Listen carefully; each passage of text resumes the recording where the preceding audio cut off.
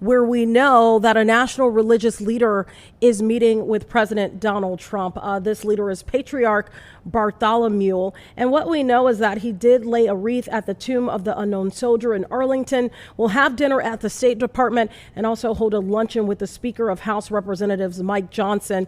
This is his first time back in the United States in 4 years. According to the White House, we do know that the President Trump has welcomed the patriarch. This all unfolding early this afternoon, first meeting starting at around 1 o'clock. And despite this, we know a large number of faithful priests and students, they welcomed the patriarch, and he will be in Washington for a few days. A long visit he will have right here in the United States. And we do know that he's supposed to receive a prestigious award in New York later this month. So, of course, we are watching this to see if the president will come out with any remarks after this meeting. We do know that we are awaiting a few things that will be unfolding on Chicago Live today. That includes there is supposed to be a press conference for a plaque dedication that will happen at Inside Hospital and Medical Center, where Pope Leo XIV was born. That will happen at 1:30, and we hope to take that live. We're also going to be talking to Cook County health officials that are teaming up with the CTA, bringing more Naloxone vending machines to help people survive in the event of an overdose. We've seen how that life-saving measure is so integral right now across our country. So we're going to be talking with them about that as well. And we hope to speak with the RTA about cuts that are supposed to happen across the board. This is due to a lack of federal pandemic aid that will be running out, which will ultimately impact first the CTA, Metra, and Paso. And so obviously you want to know what that means for you as you have your morning commute, your evening commute, trying to get home on these different transit organizations. So we hope to have them on our newscast as well. We want to take a look at the live board. You can see this is good news for our economy as it is up right now. A little over, well, it's a little fluctuating, but still up, which is something that is good news for us to look at and report on, especially when we're talking about our economy, which at some points we have watched the stock market have some rocky starts. So this is good. 1 o'clock in the afternoon. This is a good start to see that we are up. We will have a lot coming up on this newscast. We will have much more coming up right after this break. We'll see you on the other side.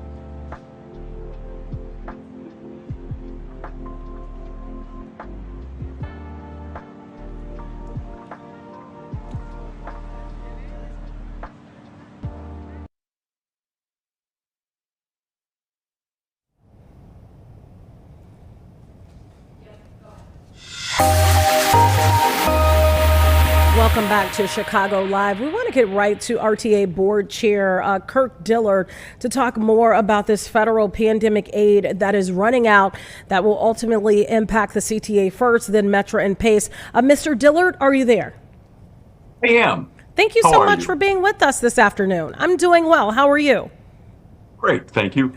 Let's talk about this. Why is this happening and really what the outcome here could possibly be?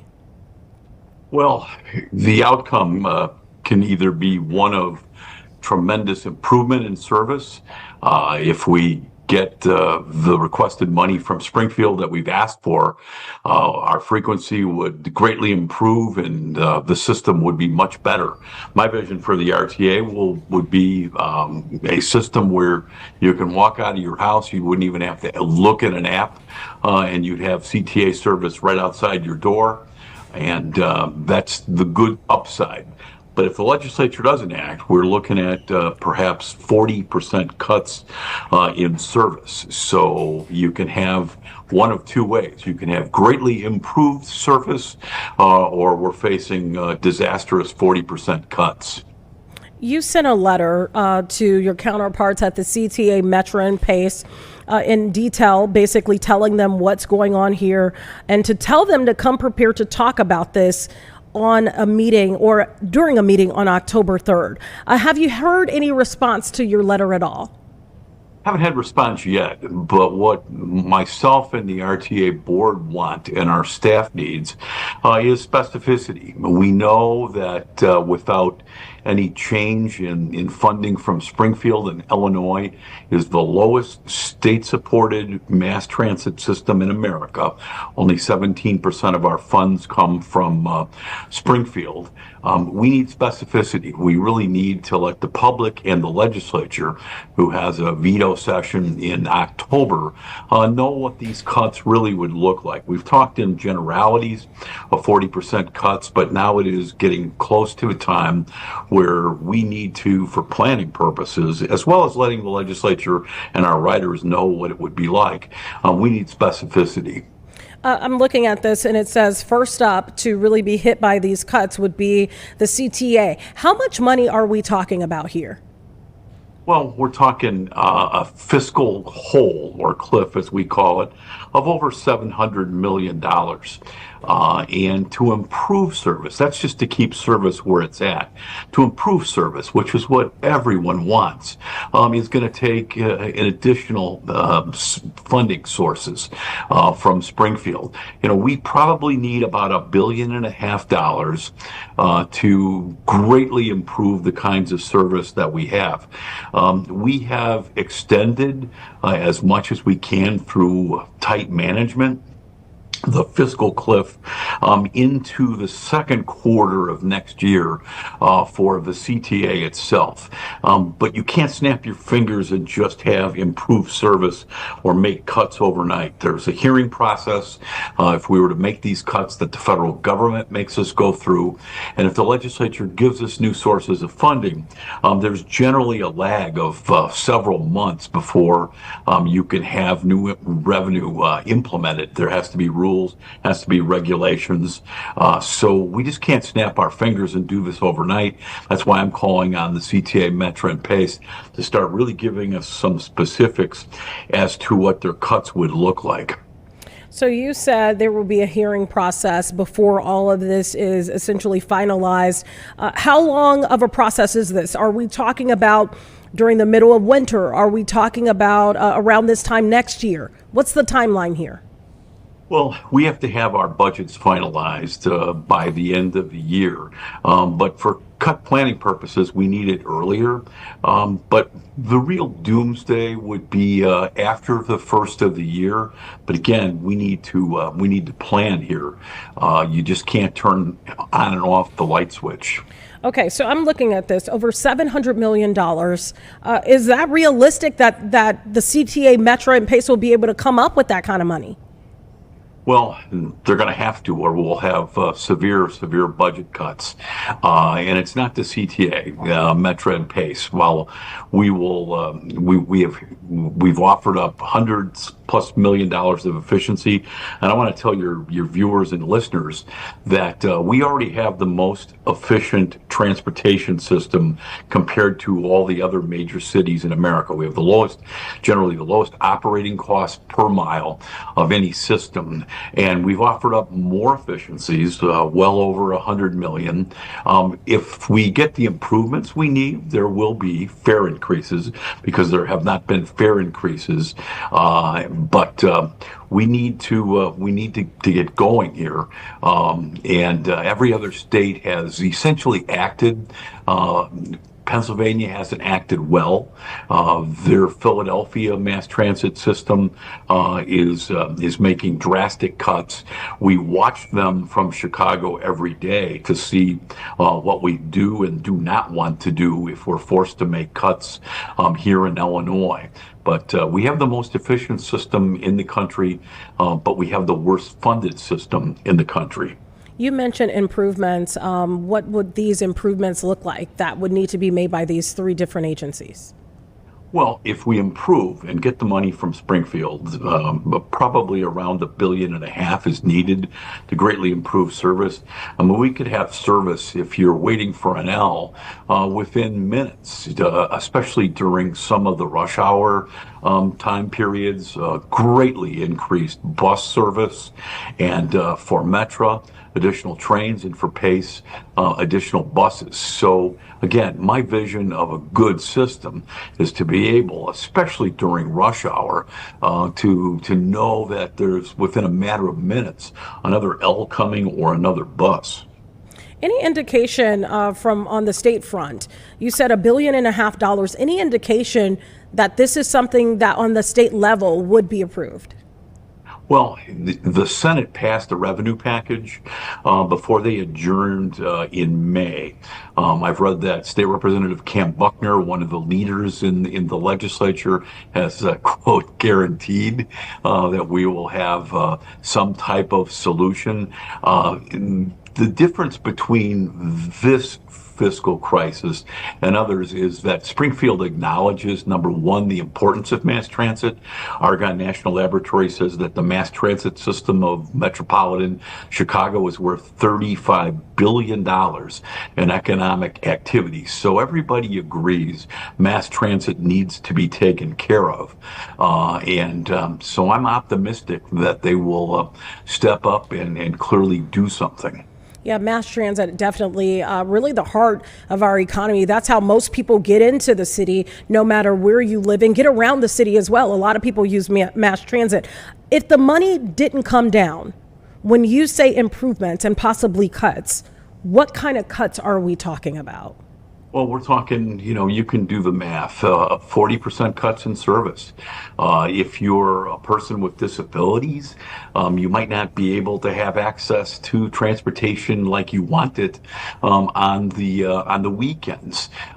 Clearly, night service would be greatly affected. And I'm remembered every day. My grandfather was an immigrant to this country, worked in a factory by Midway Airport.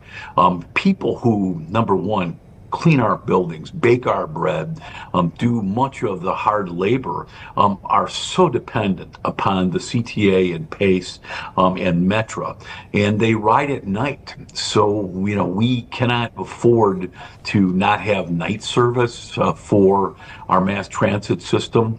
And it's ironic that while ridership is down after the pandemic, because a lot of folks don't go into the office on Mondays or Fridays, but people who really make this city work, the gritty day-to-day jobs, those folks ride 7 days a week.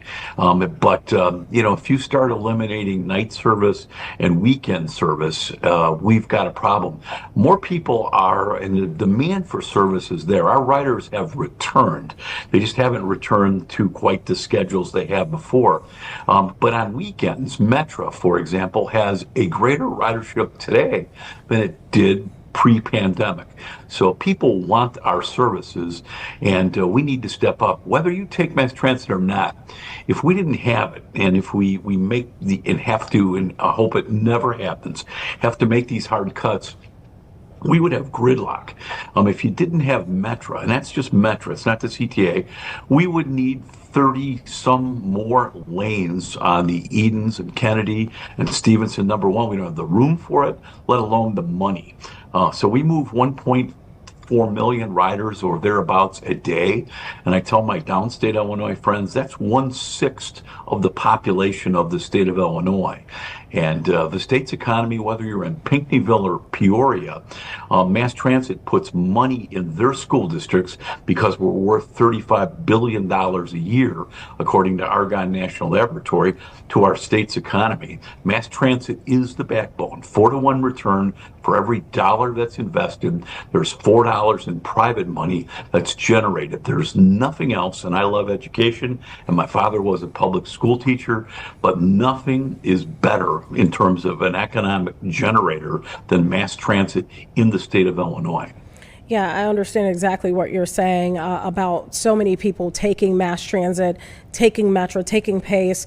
You said 4 million riders a day, and we know a lot of people. 1.2 to 1.4 a day, per day is what you said, right? Yep, per Correct. day. Okay, with that being said, we know that it's tough economic times out there for a lot of people, and a lot of people can't even afford a car to begin with. You did mention a possible fare hike because there hasn't been a fare hike in quite some time. How much of a fare hike are we talking about?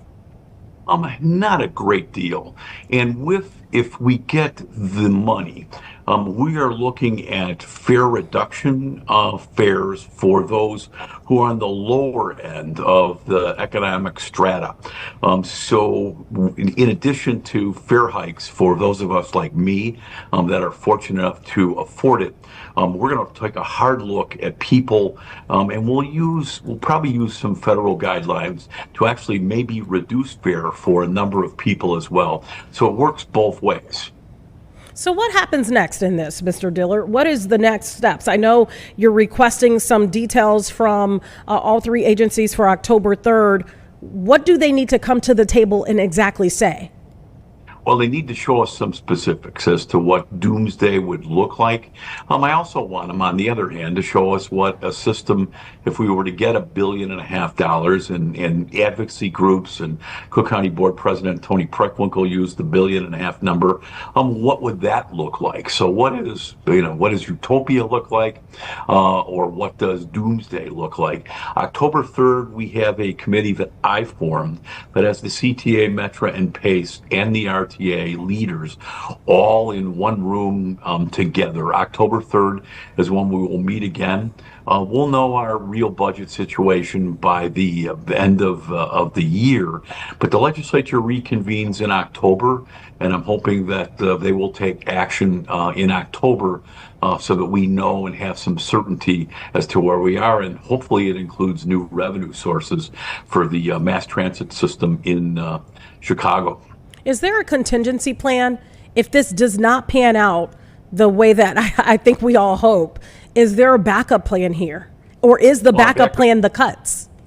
A backup plan is the cuts and efficiencies. And, fare increases are a double-edged sword.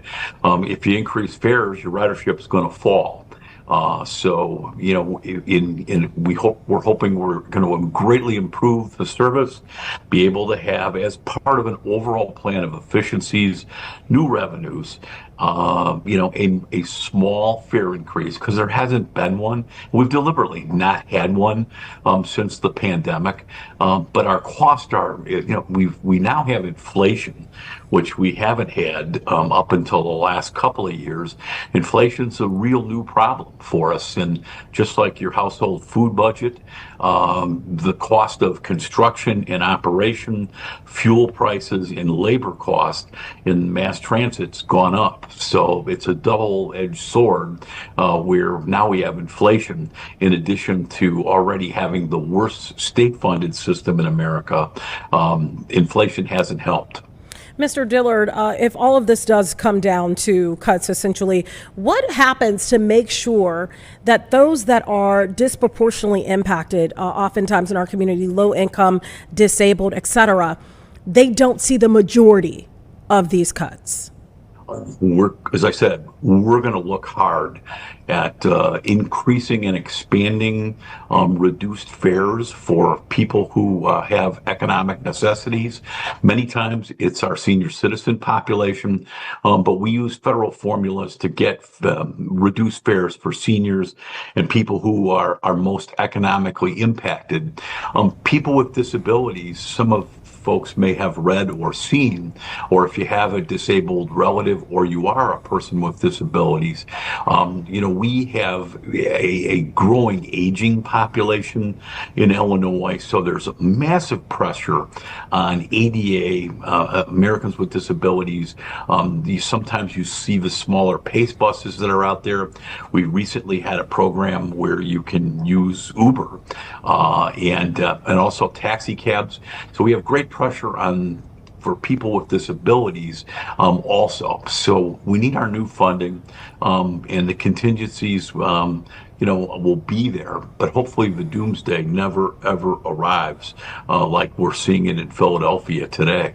Yeah, Mr. Dillard, let me ask you this before I let you go. COVID-19 funding, it sounds like that was kind of known at some point that was going to run out. Was there ever, I'm guessing here because I don't know the specifics, were there conversations with these three agencies beforehand to kind of get some resolve and kind of get the ball rolling before we reached kind of like this doomsday point?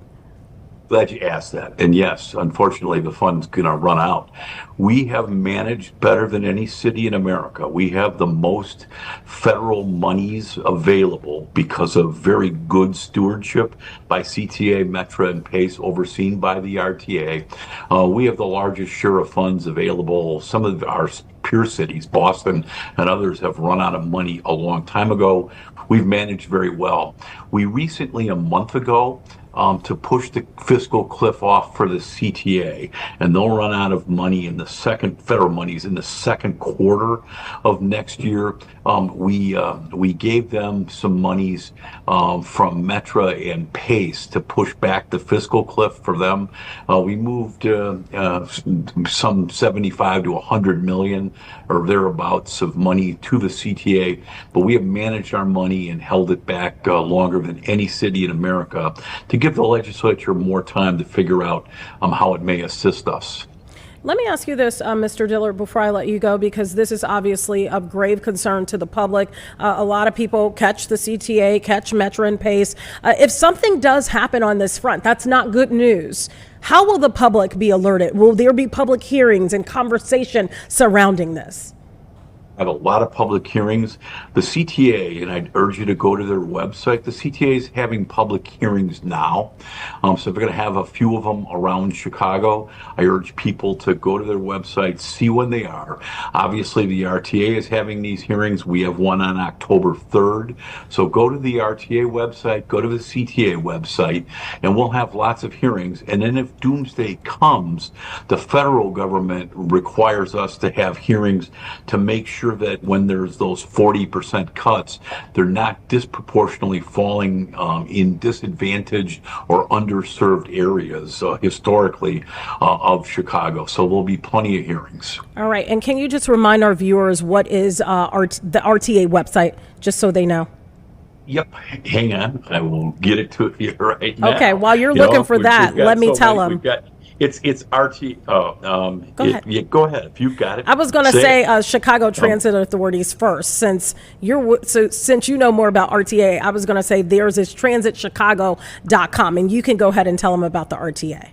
Yeah, and seriously, just do a Google search, and you can find any of the websites that are there. But it's RTA Chicago.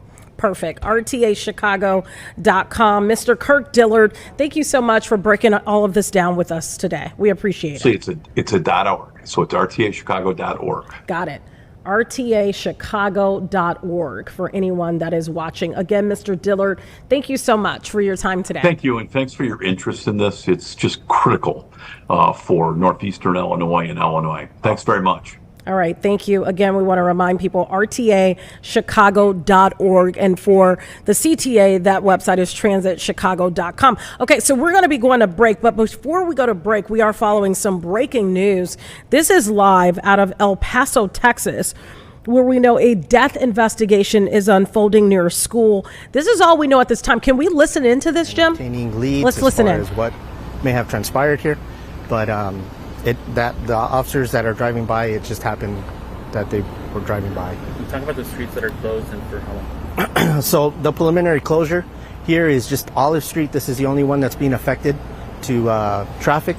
I don't know how long this area is going to be closed because it all depends on the information that the investigators receive. But at this time, it's completely closed to vehicular traffic.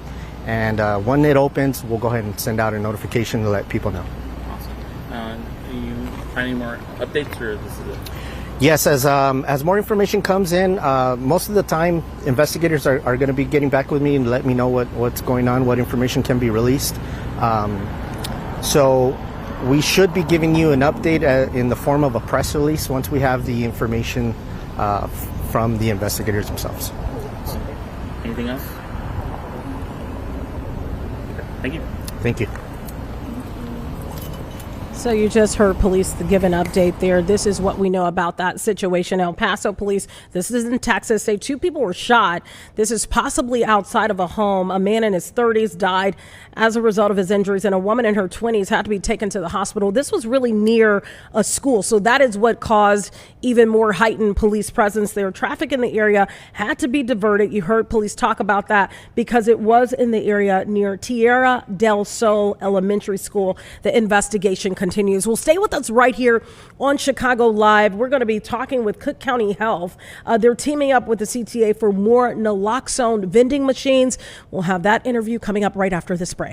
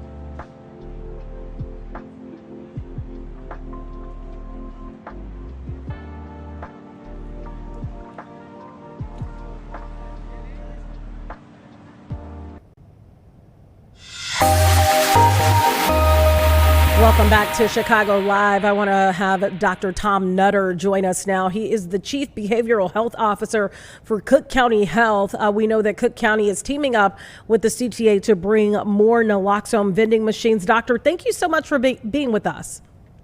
Thank you so much for having me. So let's talk about this. These life-saving vending machines are going up at rail stations, adding even more to the CTA. Why is this so important?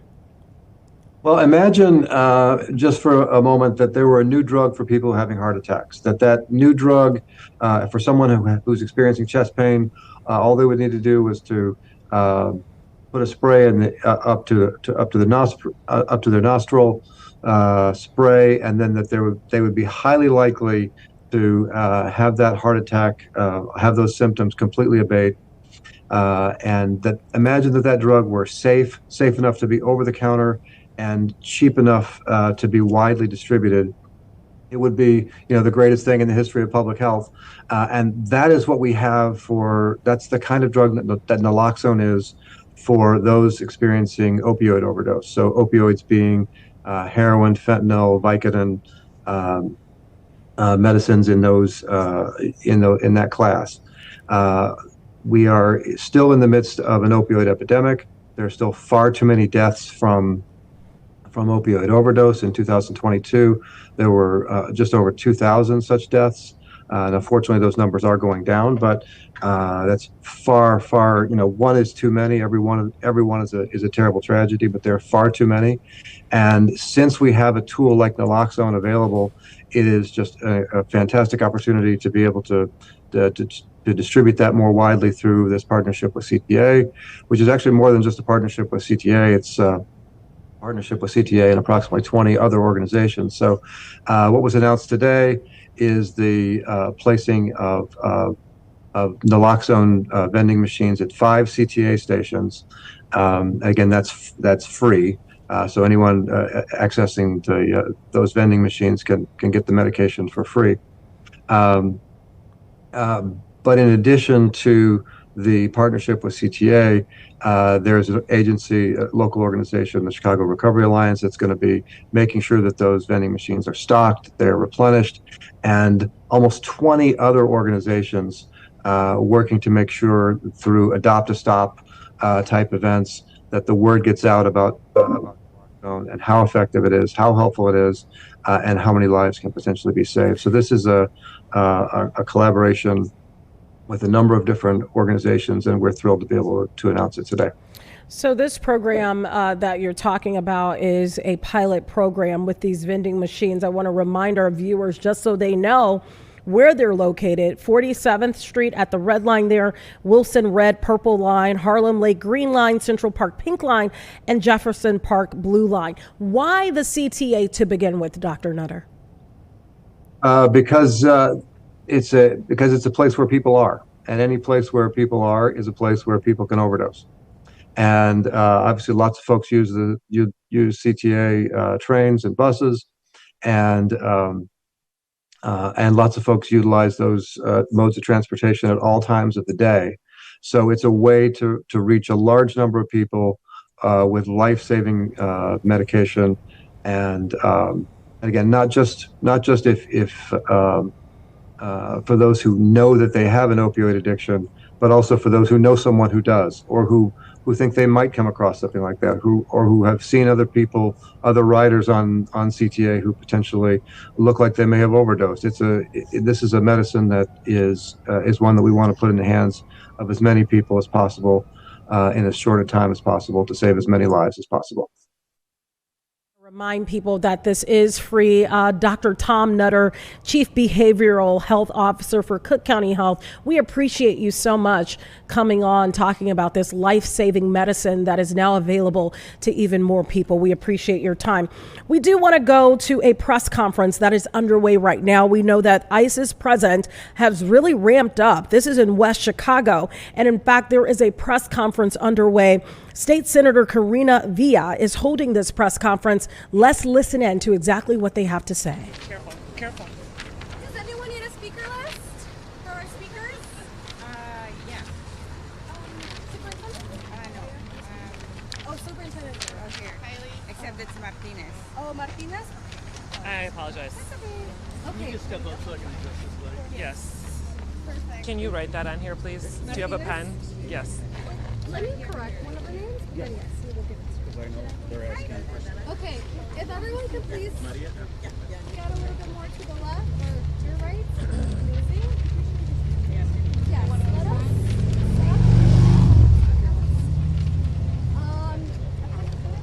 You guys got the camera?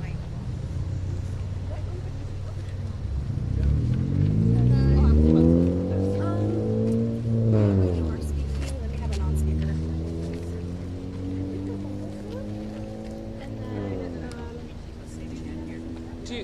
one of you want to come and be in it and hold one of these? Oh, okay. No, Got no, it. just pass it to Jose Luis. Okay. Okay. Martinez, do you have a pen? I do have a pen. Let me Oh, okay. back there with the short hair.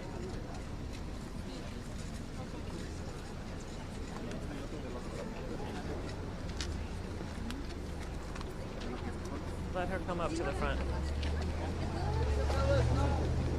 Thank you.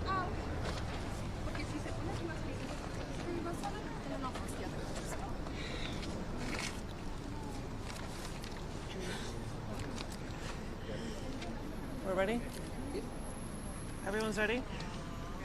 Okay. We're ready. Good afternoon. My name is Karina Villa, V-I-L-L-A. I am the state senator for the 25th Senate District, which covers parts of Kane, DuPage, and suburban Cook counties. The reason that we are here today is because we had masked individuals dispersed into our community here in West Chicago and Aurora. These masked individuals came upon people with the color of my skin and picked them up. One of them was in a van. There was about 13 people, including a minor. One was at a grocery store, an apartment complex, and someone simply walking on the side of the street. This is why we have gathered here today, to talk about and show the strength of this community, this immigrant, beautiful community where I have lived my entire life. We are here gathered with the people who came out and quickly and immediately responded to the call. We are here to show our solidarity and our commitment to our people. I want to pass the mic along to Jose Luis. We will hold the questions until the end, and I thank you all for joining us. Muy buenas tardes. Quiero presentar a ustedes a un activista, un representante de la Illinois Coalition for Refugee and Immigrant Rights, Damian Cogan. Damian, please. Thank you, Jose Luis. Thank you, Senator. Good afternoon. My name is Damian Cogan, D-E-M-I-A-N-K-O-G-A-N. I am the Senior Director of Organizing for the Illinois Coalition for Immigrant and Refugee Rights. Today is yet another example of how ICE is a danger to all of us in Illinois. They do not keep us safe, and everyone in the state is at greater risk because of the actions of today and the other activity that we've been seeing.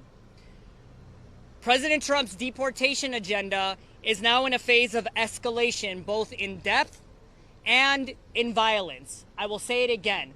The depth of their deportation agenda is increasing both in concentration all over the state and in the tactics of violence that are getting implemented here and in other places in Illinois. We are seeing, as the senator said, apartment buildings being circled by masked men. We are seeing parents being abducted from their cars after dropping their children off. We are seeing people just trying to get to their places of work, trying to make a living and support their family, getting taken. All of this for an agenda that is centered on hate, white supremacy, and fear. Trump is doing this to spread fear and to continue to impose family separation on our most vulnerable community members. But we know that there's an antidote to fighting back, and that is by making sure that our communities ourselves keep us safe. Who keeps us safe? We keep us safe. Who keeps us safe? We keep us safe. Who keeps us safe? We keep us safe. That's right. We keep us safe by spreading Know Your Rights information as broadly and as amply as we can across the state, and by anchoring resources for legal support and other supports through our Know Your Rights hotline that Jose Luis is going to speak to a little bit further. We also keep us safe by having a robust network of over 30 rapid response teams across Illinois and growing that are there on the ground responding for the first time when incidents like these happen. They were here in West Chicago, they were in Little Village yesterday, they were in Franklin Park on Friday, and they are doing everything they can to make sure people know their rights and that they are documenting the violations of law that these masked men are continuing to permeate across our communities. Lastly, we want to make sure that we note that when we talk about the escalation of violence that has been increasing, it is serious. In Little Village and in Cicero, between yesterday and today, we saw that children were being left without their parents, abandoned alone in their cars after their parents have been taken, with nowhere to go and no one to take care of. That is when the rapid response teams come and try to do the best they can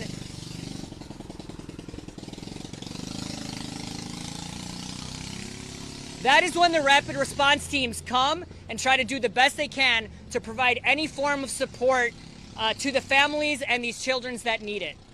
We saw on Friday that in Franklin Park, a parent was doing nothing more than dropping his child off at school, and that ended up being a death sentence because of where he was born.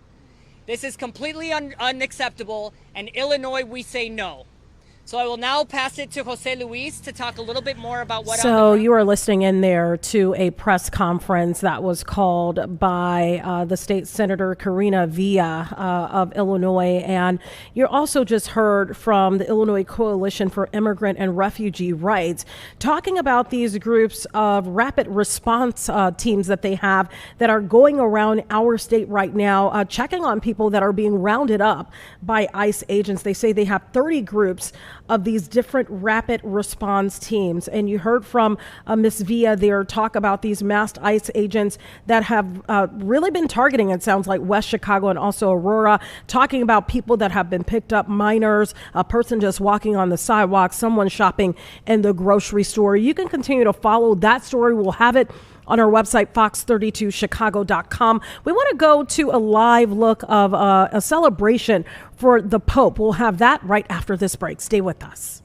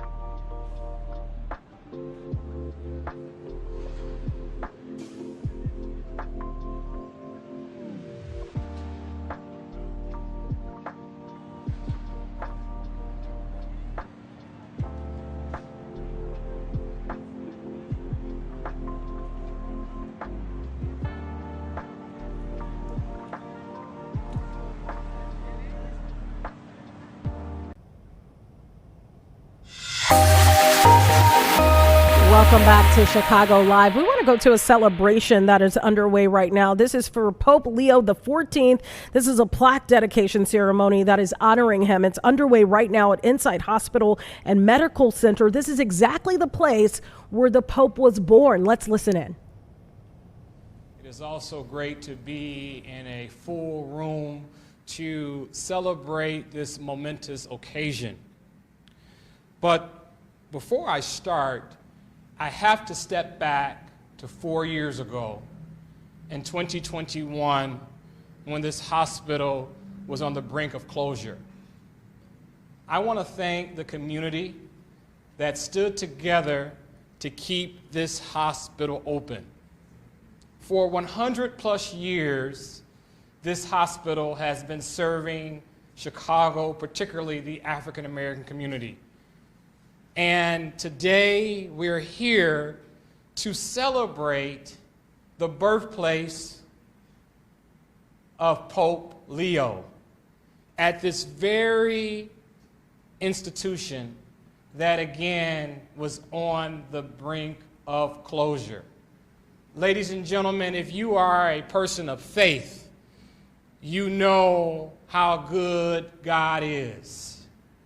How good God is to bless this institution that again has been serving this community for 100 plus years. So again, I want to thank my colleagues, particularly one that is with me today, Representative Kim Duguplay, Senator Maddie Hunter, that stood with me during COVID to keep this great institution open. As I wrap up my remarks, I want to thank the Insight leadership for continuing to provide quality health care at this institution, and I look forward to working with them to make sure that we have a maternity unit that continues to birth other popes. So I look forward to working with the leadership here at Insight Hospital. And I would ask that you all do me a favor in recognizing someone that I mentioned that was in this fight with me to keep this hospital open. The Pope's birthday was yesterday. Her birthday is today. And so if you all will please help me in acknowledging her birthday, Representative Kim Duguplay.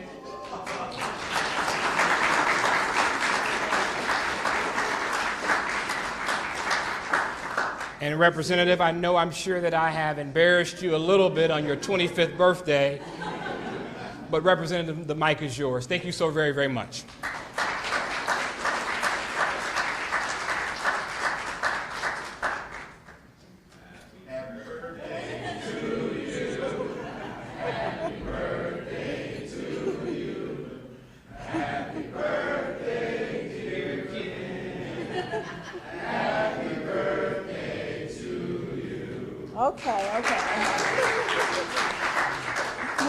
Now that my predecessor has embarrassed me, I always say I have really big shoes to fill because prior to my joining the General Assembly, Alderman Lamont Robinson was in this position, so I'm very thrilled and excited to be here in his place.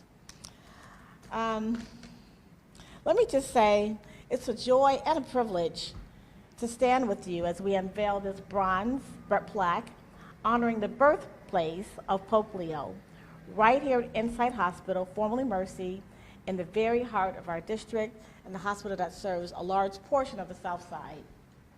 Bronze, as I believe the plaque is going to be, is a fitting material for this tribute.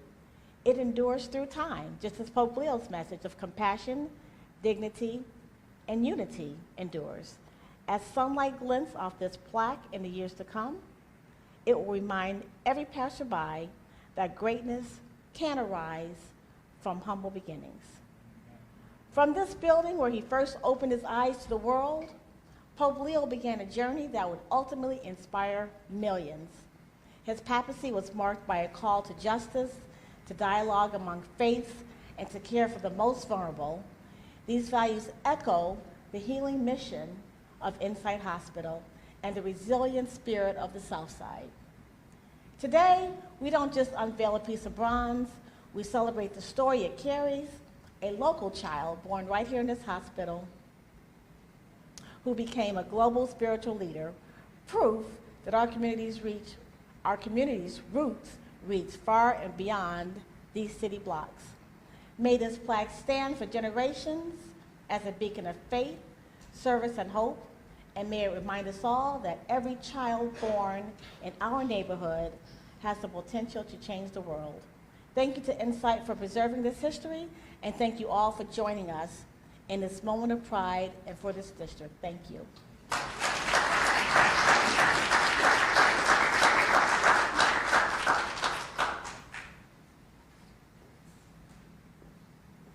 I would like to introduce a board member who has supported, uplifted the community, uplifted the mission and vision of the institution, Reverend Dr. Barlow.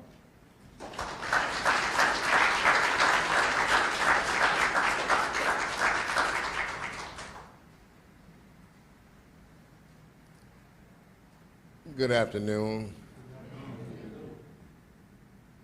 Isn't it amazing how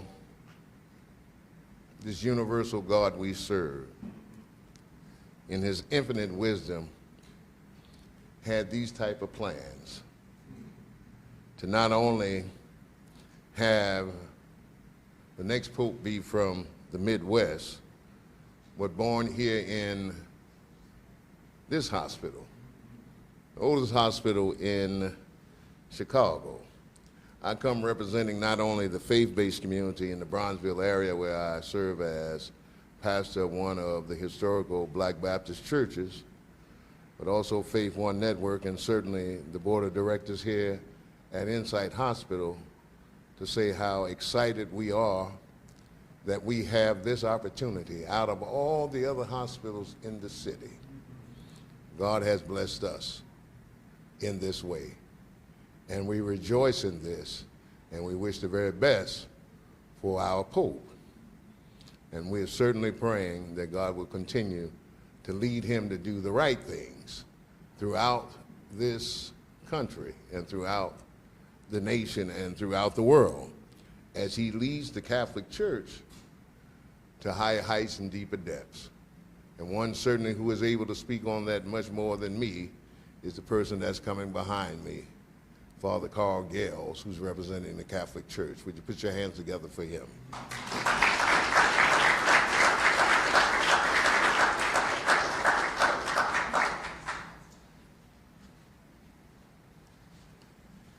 Good afternoon, everyone.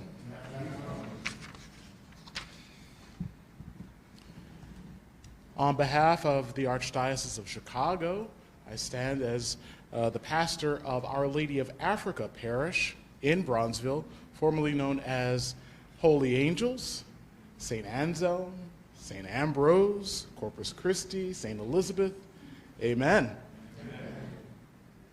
We pray, O most gracious and merciful God, you have ordered times and seasons, fashioned the universe with one word, whose decree gave life and light, so that all on earth may receive that which is true, beautiful, and good. We thank you, O God, for your gifts and the purpose you have placed in each person's heart to fulfill your will. All life is sacred, holy, for we are all created in the image and likeness of God. It is on this site that the life of the sovereign pontiff of the Roman Catholic Church, Pope Leo XIV, was born. In the heart of Chicago's South Side, Pope Leo XIV, born on the 14th of September, humbly born and greatly exalted. We affirm that the election of Robert Prevost as the 267th successor of the Apostle Peter as Bishop of Rome has brought about a renewal of hope in the Catholic Church in the United States. And we commemorate his birth here with a plaque that honors him and reminds us that each sacred life born has potential, and God's purpose and plan can spring forth from Bethlehem, the humblest of cities, can spring from Bronzeville, Mercy Hospital, the oldest hospital in Chicago, who served all peoples. and will stand as Insight Hospital and Medical Center.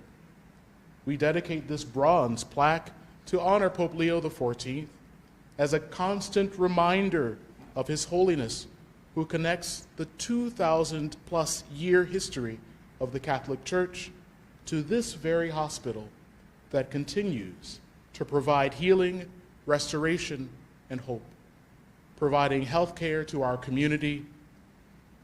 Let us lift our hearts and hands in prayer for the dedication of the plaque honoring Pope Leo XIV.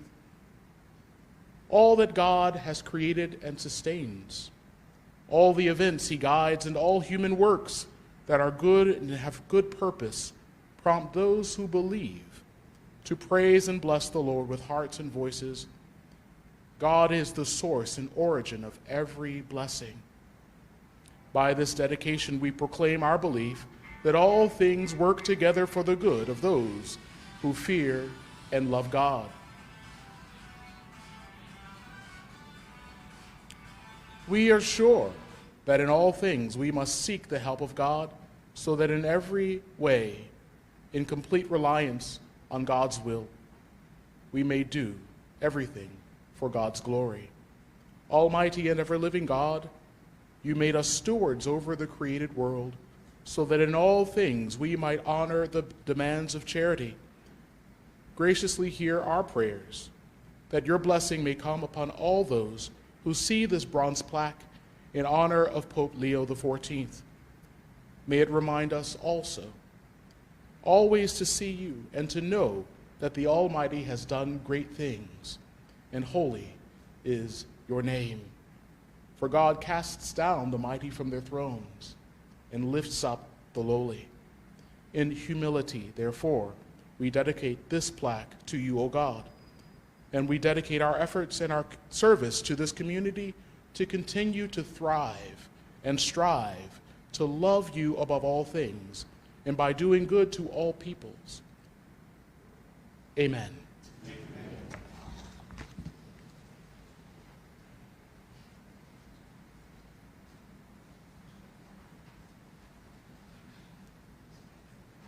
Lastly, I'd like to welcome Dr. Shah, our CEO and founder of Insight Health Systems, to make some closing remarks.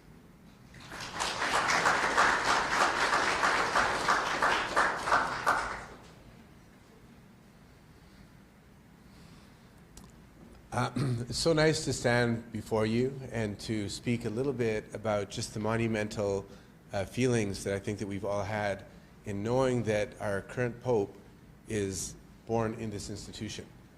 And honoring Pope Leo is one element of, I think, what we perhaps should focus on, but it's the Catholic Church at a broader sense that really a lot of kudos and compliments have to go towards. We're standing here as an institution because of the work that the Sisters of Mercy have done since they first came to this city. They were founded in 1831 in Ireland, and in 1852 they came here and established the hospital.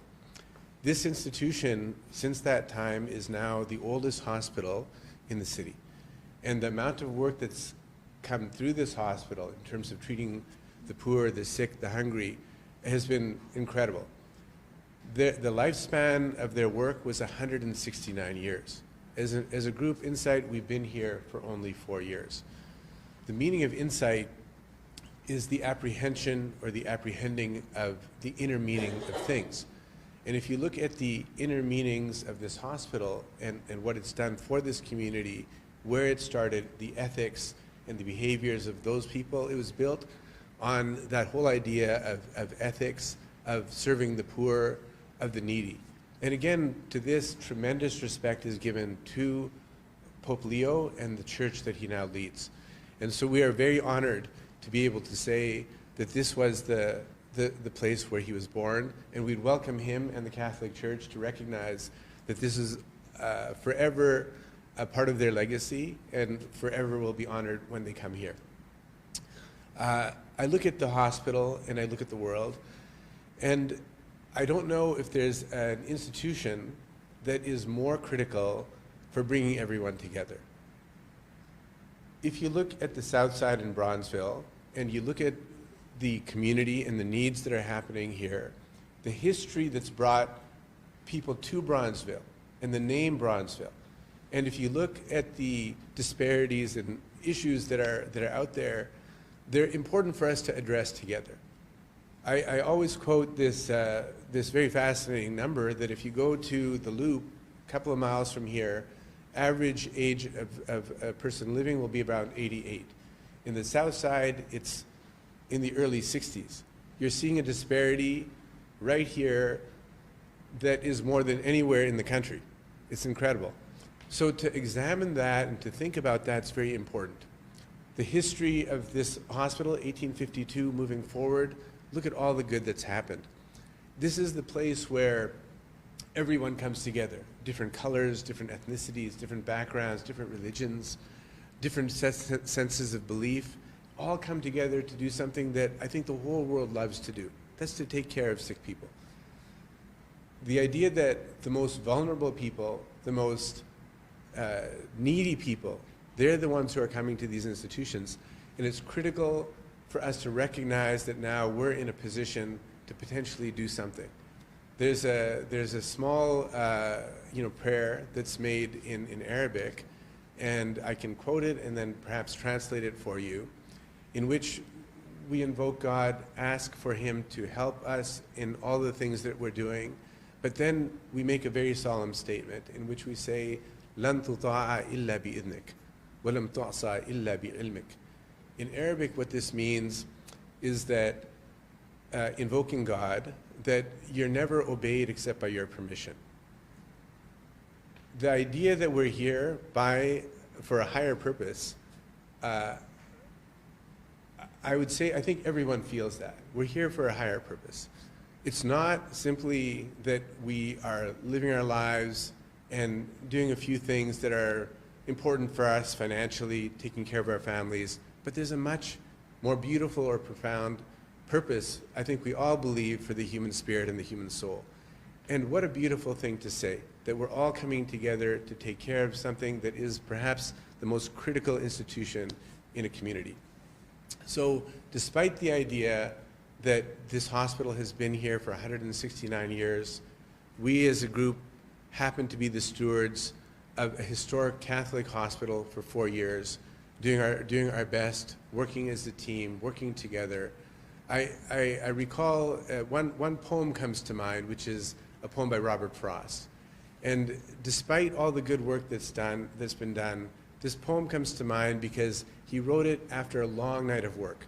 He was up all night, he was doing his work and so on and so forth. He got up in the morning and then he went out and he looked at the forest. That's the context of this poem. And in it, he says 4 lines which are very, very profound, which I think reflects a bit of what I feel. And I think perhaps the leadership of the hospital, our board of directors, the community, I think we all feel. And it goes as follows. It says, "The woods are lovely, dark and deep. The woods are lovely, dark and deep, but I have promises to keep. And miles to walk before I sleep, and miles to walk before I sleep." This poem means something special, I think, to me, in the sense that the work is ongoing, and the opportunity is massive. We're living, I think, at a time where there's plenty of reasons for us to feel that we've lost our way in the world. I hope that this legacy that was established by the Sisters of Mercy and the Catholic Church, and now Pope Leo in his role, I hope that this legacy can be continued by all of our wonderful sentiments and work, our hearts and our desires and our prayers. Thank you so much.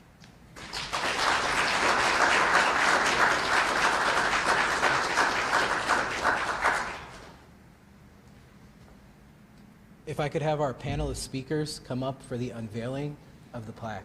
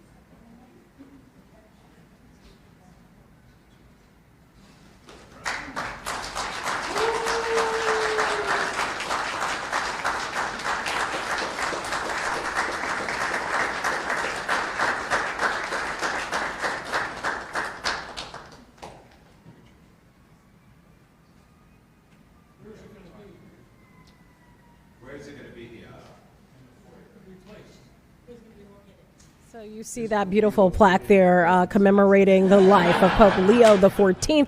And what we are told is after that plaque has been unveiled, it will be mounted inside the main entrance foyer of Insight Hospital's great room area there at the hospital. Also, just a reminder to people that Pope Leo's birthday was just yesterday. He's now 70 years old.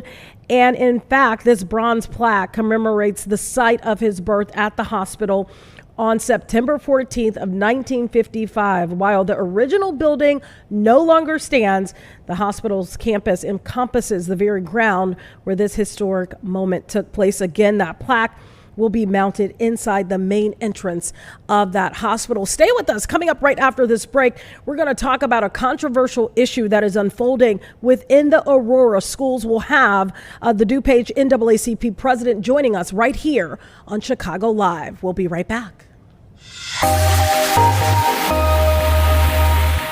And Perry is joining us.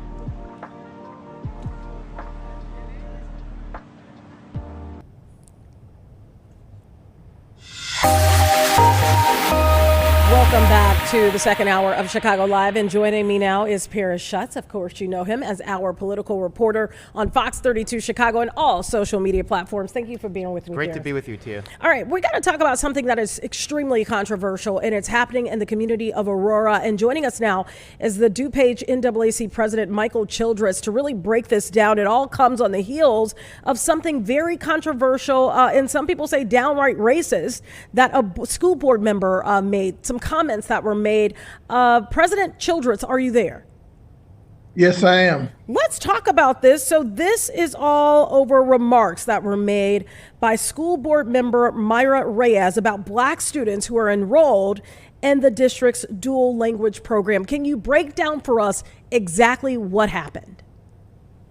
Okay. I was called and given a audio tape of Miss Reyes making comments about black students not being allowed to take Spanish courses because it would remove the inherent advantage that Hispanic children would have over blacks in order to get jobs, and it would take away their inherent advantage.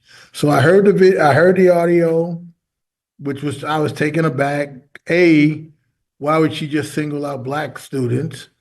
And B, why does it matter whether our students become multilingual, especially Black students.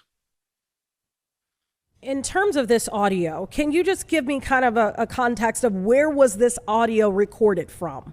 Now that I do not know. I do not. I just know it came to me, and I met with the school. I met with the Urban League first. Then I met with the school superintendent, Dr. K, but I think he's in the Oswego School District. Okay. And he has no jurisdiction over this particular issue. He said unless it became public. Let me just at that point that recording had not been released to anyone. And let me just add this just for context for the people that are watching this, that we did try to get comment from Mrs. Reyes and we never heard back. We have not heard a comment. And I know the Aurora Beacon News also did a story on this. They did not get a comment from her either. I do want to bring up exactly what apparently this audio says, okay, because we haven't gotten to that point. So I do want to read what allegedly Mrs. Reyes says, and I only say allegedly, Mr. Childress, because we personally have not heard this audio yet. But this is what it says. As far as the dual language program, I'm not as in support of it as I once was, said Reyes. This is coming from a report that was done from the Aurora Beacon News.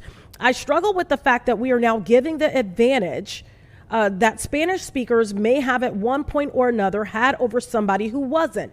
Now we're making us all kind of even in that playing field. So for example, we may have an African-American kid who did not grow up speaking Spanish. Now they're speaking Spanish along with the kid who did grow up speaking Spanish and may have one point had a job translating. But now he, and this is kind of like in brackets here, the African-American kid can do that too. So I feel like that advantage has now been taken away. And that is what parents are upset about. What do you interpret those comments, Mr. Childress? This is Paris Schutz here. What do you interpret her meaning there? I mean, it's confusing to me. It sounds like she thinks that if Black students learn to speak Spanish, they're going to take opportunities away from Latino students. Is that the gist of it? Well, I mean, you just read it. It's so much wrong with what she said. Just like what you just read to me said that now we're even. Isn't that what we're supposed to be trying to strive for in this community and in the country? Is that equality should be the basis of everything we do, and as far as pushing one group down so that it sounds like you're anti-equality on all levels. And I'll use my own daughter as an example. My daughter is African-American, Black, and she had many, many Latin friends growing up. And she came to me in high school and she took Spanish for 3 years. And then she came to me and said, I'm going to major in Spanish in college, which she did. And she has gotten many, many opportunities. She started at a Walmart, because she was bilingual, they moved her up the line to manager because she could speak 2 languages. She moved to a logistics company, working with truck drivers. Many of the truck drivers are Hispanic, and she communicated with them. And now she's gotten promoted to software engineer for a large logistics company. Those opportunities would not have been available for her if she only spoke one language. So to just exclude Black people and say, well, you can't speak our language because, that would make us all equal. There's so much wrong with what you just said. It's ridiculous. Learning Spanish or learning any second language, but especially Spanish in the United States, like you said, is so beneficial for students, like the opportunities you get if you're, even in this business, no matter the color, too. If you're bilingual in the news business, I had an interview on Thursday with a woman that was only Spanish only speaking, and I have some Spanish ability, but it's just so helpful, like you mentioned, in so many other things. But I know that this is just kind of one of many things that have gone on that you feel has created a hostile environment. Can you explain some of the other things? Well, I'm focused right now because this person is on the school board, and this person is responsible for the education of our young people and our young adults growing up and just getting their foot in society. And then you turn around and say, but we're gonna limit what you have access to learn, but you're on the school board. Why would you even run for school board if you're not going to promote the benefits of having a well-rounded education? I just don't for everyone. Understand that. And For to single everyone. out a race to say you guys don't get to do that, but everybody else can, or whatever. It's just so much wrong. Yeah, you're there to represent all the students. Yeah, all the students. And I do want to point out, of the district's 12,000 students, 7.6% of those students are Black. Let's talk about really what parents are demanding, because there is a school board meeting tonight. It happens at 7 o'clock. It's located at 310 Seminary Avenue. Parents will be there, people from the community like yourself. What are you demanding the school board do about this? Well, we're asking for resignation. And the reason why, it's not a matter of us going after her or she's a racist. None of that even matters, because I don't know what's in a person's heart. If a person is a racist, only they know that. But I'm focused on the behaviors and the words that were spoken. That's what I'm focused on. And if you have those tendencies and those behaviors, should you be in a position of responsibility over an entire community's education?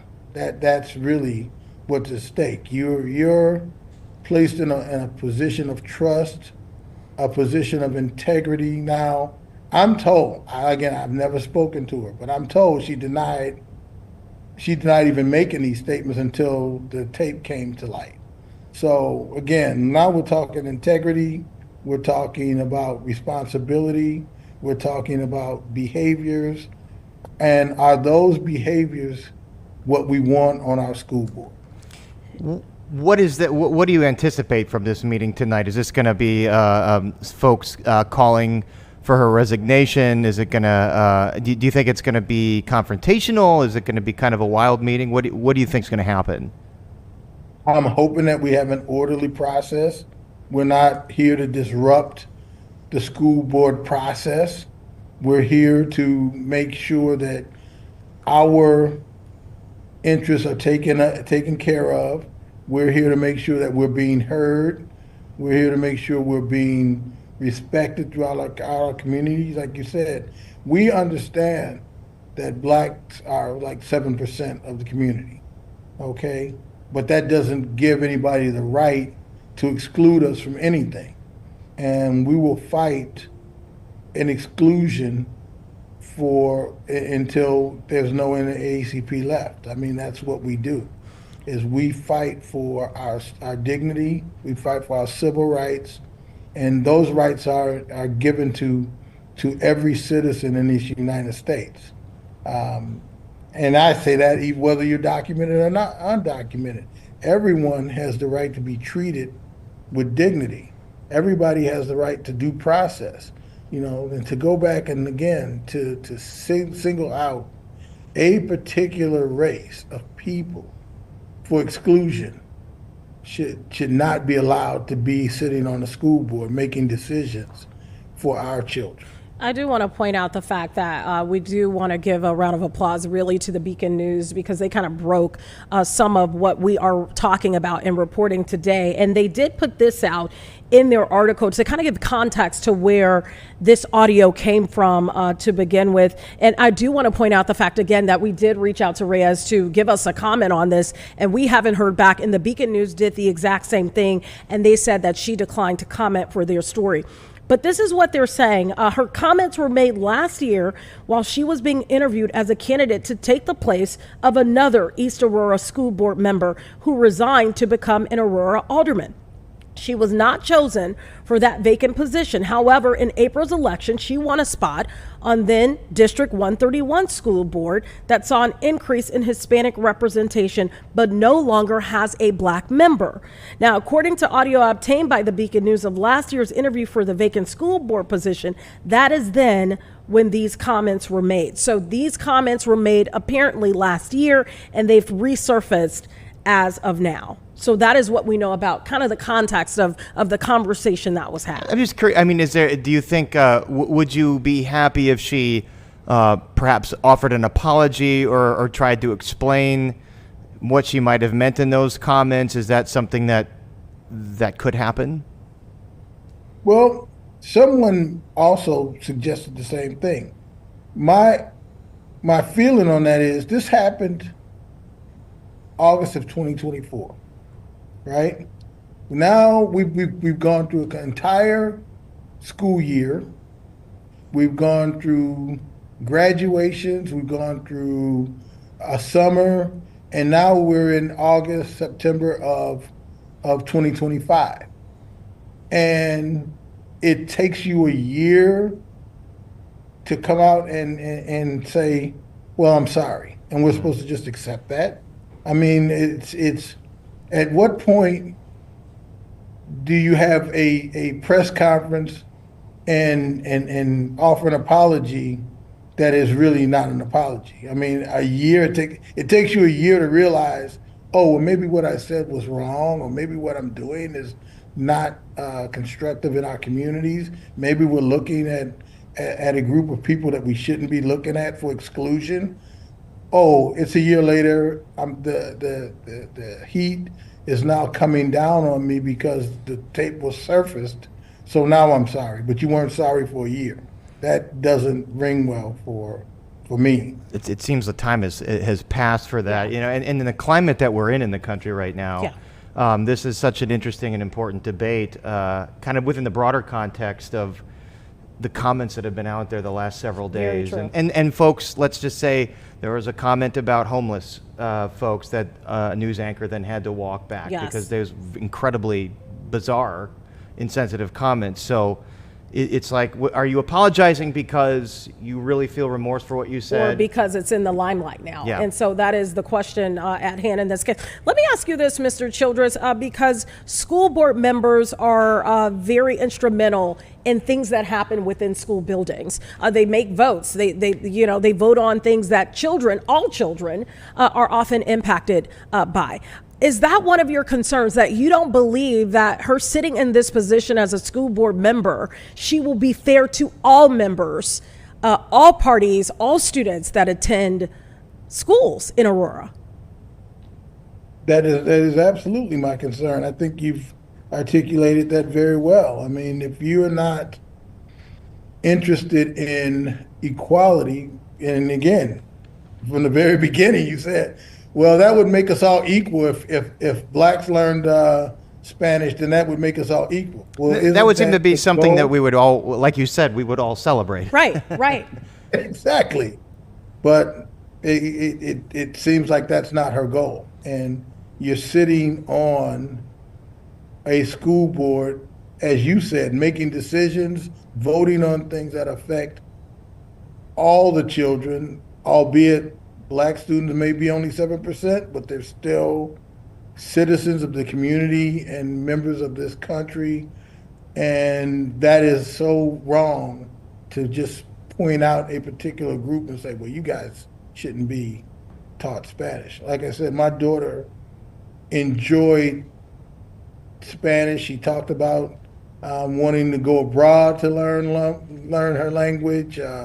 She majored in it in college, and she's just as happy as she can. She talks to her Hispanic friends all the time, all her Latin brothers and sisters. They view themselves as a community, not just Hispanic versus black and that kind of thing. They're a family. Well, you bring up an important point, because Spanish is a language that many people in our community now speak. And so it really is like bringing people together, because you don't have to necessarily just be black to want to learn Spanish. You can be a white person that wants to learn Spanish. So her comments clearly singled out one group in the community, which I do find very interesting. Again, this meeting is unfolding at 7 o'clock tonight. I was tagged in this on Facebook, and the post had really gained a lot of steam. A lot of parents were enraged. Some didn't know anything about this until this article really came to light, this news article that came to light over the weekend.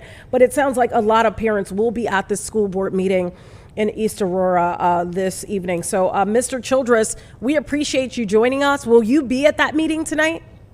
Absolutely. As a matter of fact, I'm going to wrap up some things here, and I'll be over there early. So I'm not there to disrupt create a the lot of meeting. I friction, get it. but I'm there because the community needs representation. Like, again, you said for yourself, there are only 7% black out there, but it's still, again, you don't just pick out a particular group and say, well, you're not okay to learn our language. Yeah. Okay. Well, we appreciate you coming on Chicago Live and talking about this with us. This is a story that we will be following on our 4, 5, and also 9 o'clock hours on the news. Mr. Childress, thank you so much, and good luck to you in the meeting. Again, we do want to point out the fact that we did try to reach out to the school board member, Ms. Reyes, and we never heard back. So we did want to give her the opportunity to come on the platform and kind of describe to us what unfolded, and not put it in our words, but let her put it in her own words. But that opportunity is still out there. It is still out there. It is still out there. Thank you. It's a pleasure to meet We you. want to hear from both sides, and if she feels like something that she needed, then she can speak on herself. Absolutely. And we gave her that platform, and we will continue to. So, Mr. Childress, thank you so much. Thank you very much. Thank you for your time. If you're there tonight, we'll see each other. Okay, perfect. All right. Thank you. All right. Yeah, a very important and interesting conversation. Well, here to have. you'd think that this member would want to kind of come out and clarify, but the fact that she's not speaking to anybody leads me to believe that possibly she doesn't have much of a defense for this. You'd think if it was taken out of context, she's like, well, no, what I really meant was I just misspoke. What I meant was something else. That she'd have come out and said that at this point. Or maybe she's using, instead of talking to us, we don't have children in this particular district. Maybe she's going to address it at the meeting tonight, in front of the people that really matter. So they do matter, and hopefully she does address it, and it doesn't just get swept under the rug. So hopefully tonight there is some address to this situation that is unfolding in Aurora. Okay, we have much more right here on Chicago Live. Stay with us. We'll see you right after this break.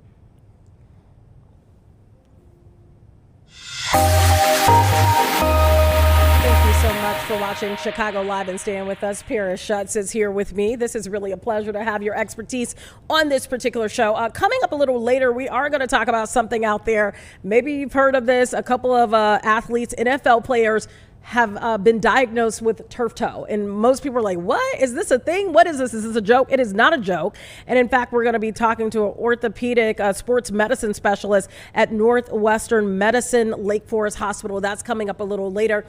But locally, we want to talk about the life of a man that a lot of people felt that they really connected to, and that is Jim Edgar. We know he died at the age of 79. He was in office for, what was it, 91 and 99? 91 and 99, 2 terms, yeah, 8 years. Yeah, mostly the entire 90s was basically Jim Edgar in charge of the state. You know, Tia, he was known as a moderate Republican, and he might be the last Illinois governor that was pretty much universally liked across the spectrum. I mean, if you look at the statements of condolence that came out, I mean, everyone from Republicans, obviously, to Tony Preckwinkle, who really praised the Edgar Fellows program that he ran. He ran this program to train young folks that wanted to go into elected office and public service, and it didn't matter what side of the aisle you're on, Democrat, Republican. He was a mentor to J.B. Pritzker. Pritzker mentioned that. And Edgar, you know, he was pro-choice in terms of abortion. That was pretty rare for a Republican. But, you know, that was the kind of style of Republican that could win in Illinois because of Chicago, because it's obviously a more Democratic area. And Edgar won handily. Edgar, and he was a popular governor. There was things that he did. He passed a pension law that I think was supposed to take care of the pension crisis, but subsequent governors, I think, started underfunding it, and so now we have this major crisis. Yeah. But he might be the governor that worked the best with House Speaker Mike Madigan. Madigan was, Madigan had these terrible relationships with governors, but with Edgar, and Edgar told me once, he says, like, Mike is just like, you have to understand what he wants. He wants to make a deal, and you just go there and make a deal. I was going to ask you, what did you think about him overall? Just considering, you know, the political climate that we're in right now, unfortunately, there's a lot of divisiveness, especially in places like Illinois. We consistently hear, you know, a lot, and you report on it as well, a lot of this divisiveness. What did he do differently that maybe some lawmakers can take a page out of his playbook? I think a lot of lawmakers today could take a page out of his playbook. Yeah. I mean, there was no more example of where government actually works versus where we are right now, which is this just constant polarization, and by the way, I mean, you know, elected officials get mileage out of just demonizing everybody, and that's how they get lots of Twitter followers, and that's like the game now. And this was not how Governor Edgar operated. Obviously, there was no social media. I was going to say that. Yeah. But he believed in making deals. It did not matter if you were a Democrat or Republican. He felt that he needed to govern for the whole state. He did things for Chicago. He and Daley, you know, had a relationship, although it got a little contentious when they. Soldier Field renovation. There was a lot of can cause contentious. And it landed us the stadium that we have today. Yeah. But universally, I met him several times. He was from downstate, Charleston, went to school at Eastern Illinois, lived in Springfield. And he was just a true genial Midwestern kind of guy, where politics wasn't blood sport. Politics was deal making and leadership. Any idea about his funeral services and plans in terms of that, or is his family requesting some privacy during? I have not heard from his family yet about this, and I don't know if it'll be a public. I mean, there will certainly be a lot of public officials that want to go. I would assume many of the current elected officials would want to go, plus other folks throughout history that worked for him, Kirk Dillard, Jim Durkin, you know, and he kind of bred this style of Midwest Illinois pragmatic, moderate conservatism. You had Durkin, Dillard, Judy Bartopinka was in that mold, even George Ryan a bit before he got into trouble. But it's a lost breed of politician right now, and I think a lot of us are pining for the days, whether someone's a Democrat or Republican, someone like Edgar who really just felt the responsibility to be a servant, a public servant. Yeah, which is really what the job is supposed to be about. But we've kind of seen, you know, as history has evolved, you talked about social media, where it has become almost like this social media influencer kind of world instead of being a politician. You're so right. I mean, it's almost like they're an influencer before they're a politician. Influencers like their brand, you know, and a lot of the stuff they do, like in Congress, for instance, because I've been there a couple times now covering these hearings, and I'm just like taken by the fact that their questions, you know, in these hearings or statements are really aimed at getting social media clips Staged. that'll go viral. Yeah. So it feels very staged. And that's an unfortunate, I think, direction that our politics has gone, and that's why it's, you know, obviously it's very sad for his family. He had pancreatic cancer. He was 79 years old, I believe, and you know, I think pancreatic cancer is such a terrible disease, It is. and but not for that, I think he could have stayed around. But again, he even after he was governor, he kept he mentored lots of young folks, left and right. With his Edgar Fellows program, who went into public service all over the state of Illinois. He really wanted to make this state a better place. The last time you interviewed him, do you remember what year that was and really what the conversation was about? Well, I've talked to him many times over the years, and I remember him telling me about Mike Madigan. I said, like, what was your trick? Because, you know, Governor Quinn couldn't get along with him. Governor Blagojevich couldn't. We know Governor Rauner couldn't get along with him. And he just said, he says, like, Mike just wants you to be upfront and honest. You have to know what he wants, and then he'll be respectful of what you want, and that's the reality. I mean, it might not be the best situation where a speaker has that much power, but you know, Edgar told me, he's like, well, that's the reality of the situation, and if we're going to get something done, that's what we have to do. And they had a very collegial relationship, and they had big pieces of legislation. I think it was under Edgar that he really stepped into the Chicago public school system, and that's when. He gave the power he dissolved it as a separate entity and gave the power to the mayor, Mayor Daley, to appoint board members. So the mayor then had control over the school system because the school system was failing back then. I remember. And I was in it. You were in it, yeah. And now we know they've gone the other direction, and now it's an independent, it's going to be a fully elected school board. But that was the kind of thing, you know, he was from downstate, but he certainly was very involved in what was happening in Chicago and cut this deal with Mayor Daley. This is what Mayor Daley wanted. The schools were failing. He said, I want to be in charge now, and Governor Edgar helped make that happen. And that's why we have you here on Chicago Live. And I was just a kid too in school, we but were you know, just FYI, kids. But I mean, just talking with it. I gave him a ride once when we were at the RNC in 2012 because I wanted to interview him, but we had no ride. We had to go to the location where the live shot was. He had no ride. He's like, hey, could you give me a ride? I was like, sure, I'll give you a ride. I mean, he's just a genial, very down to earth. Kind of no pretense kind of guy, like you know, just a regular guy. I don't know. Just like you. All right. Thank you so much for that, Paris. We're going to have much more after this. We're going to talk to a doctor together about turf toe. Stay with us. We'll be right back.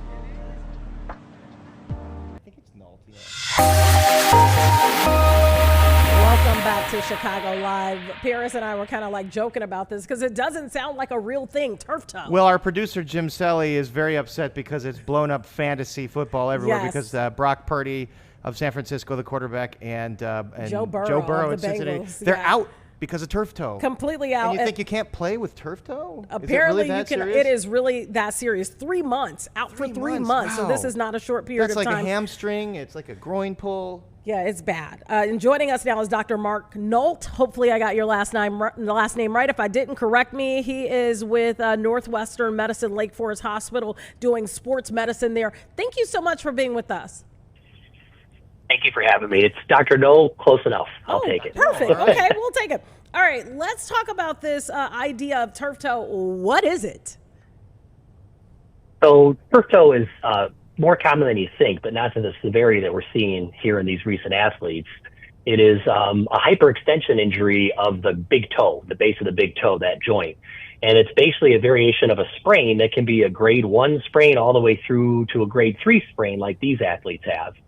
And when it's a grade 3 sprain, it's an actual rupture of what's called the plantar plate, or the soft tissue on the bottom of the joint. And is this painful when someone, what's the most common way to get turf toe, and how painful is it, and what's the prognosis? So, it's named turf toe because it's more common on artificial turf. The artificial turf is a little less giving than natural grass, and there's been some recent debates about turf versus grass fields more recently. But when you look at a foot, the foot is got, basically it's like a tripod. The heel of the foot and then the outer border of the foot and the big toe make the 3 parts of the tripod. And when you push off as an athlete on that unforgiving turf, you're really extending that big toe. And that really affects your ability to push off, which can affect your ability to be able to change direction and make sudden movements. I love that you had show and tell there, because it really breaks it down for us who are not in the medical field, who really are a little, I don't want to say behind, but we just may not get it. Let me ask you this. So is this something where, sometimes you see people walk around and their fingers kind of like, isolated in almost like a little, I don't want to say cast. In a splint or like in a splint or something like that. So would an athlete be on crutches? How would that, I guess, play out in their everyday life as they heal from this turf toe? Well, a lower grade injury is going to be more like a finger sprain or an ankle sprain. You can tape the toe, wear an orthotic in your shoe, wear a more supportive shoe, take anti-inflammatories, rest, ice. You can treat it like basically any sprain. But as you move from grade 2 to grade 3, where it's a complete rupture, now you've lost stability of that joint. You've lost stability and the ability to be able to push off. So now you really have to rest it. And unfortunately, in an elite athlete, much of the time you do have to surgically repair that. Wow. And so we know that Joe Burrow is out for 3 months. Is that for a very severe turf toe injury? Is that about the prognosis there, about 3 months recovery? Yeah, so if they go through with surgery, as I've heard is the plan, he'd be in a boot or a splint for at least a month or so, and then he would transition into a modified shoe with some support, stiff insole for another month or so. It's really, for an elite athlete, it is definitely every bit of 3 months to return in the postoperative state. What is it make a difference if the athlete's on grass or artificial turf? Once they've had the surgery and they have to recover, they just have to recover. So unfortunately, the return to play wouldn't really be modified based on playing on turf or grass. But is it, you were saying it's riskier if you're playing on artificial turf? I think in the NFL now it's all this field turf, so it's kind of like it's like real grass, but it's fake. Yeah. Is that safer for NFL? Clearly, we're seeing a little bit of a bump in these injuries. But what is it safer to play on natural grass? In theory, it is safer to be on natural grass in certain ways, but then grass has its downside too. When it gets wet, it becomes slippery. Yeah. So there's really no perfect answer. Or in the winter, you see no mass exodus. when that ground is just like concrete in the winter, or when it's iced over, that's also very, very dangerous. Yeah. Let me ask you this. Exactly. We're talking about 2 top quarterbacks. Is it because of their position, or really any athlete, even soccer players, could potentially become vulnerable to turf toe? Any athlete can get this for sure. I would have to think that it's more of just a coincidence lately that we've seen it in 2 elite quarterbacks.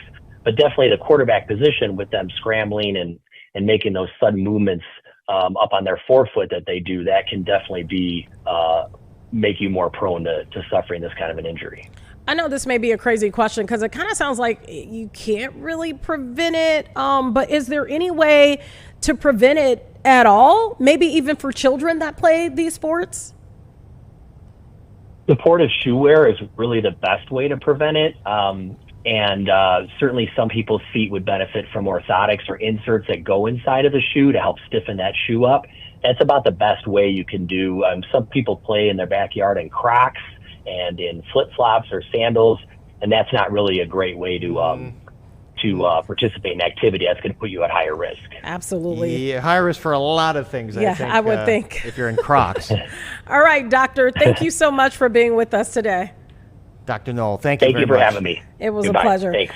All right, so coming up, we got to talk about, we've had, I would say, like a trend going on in terms of the weather. It's been really warm and amazing. It has been. I've been indoors the entire summer working on a music project. I know, so like you on the have. weekend, I have not been able to enjoy this amazing weather, but September's the best month. When are in you Chicago. dropping? When are you dropping this project? Whenever it's like whenever it's done, which I know, is it's going like to a be work like of which is love. like never.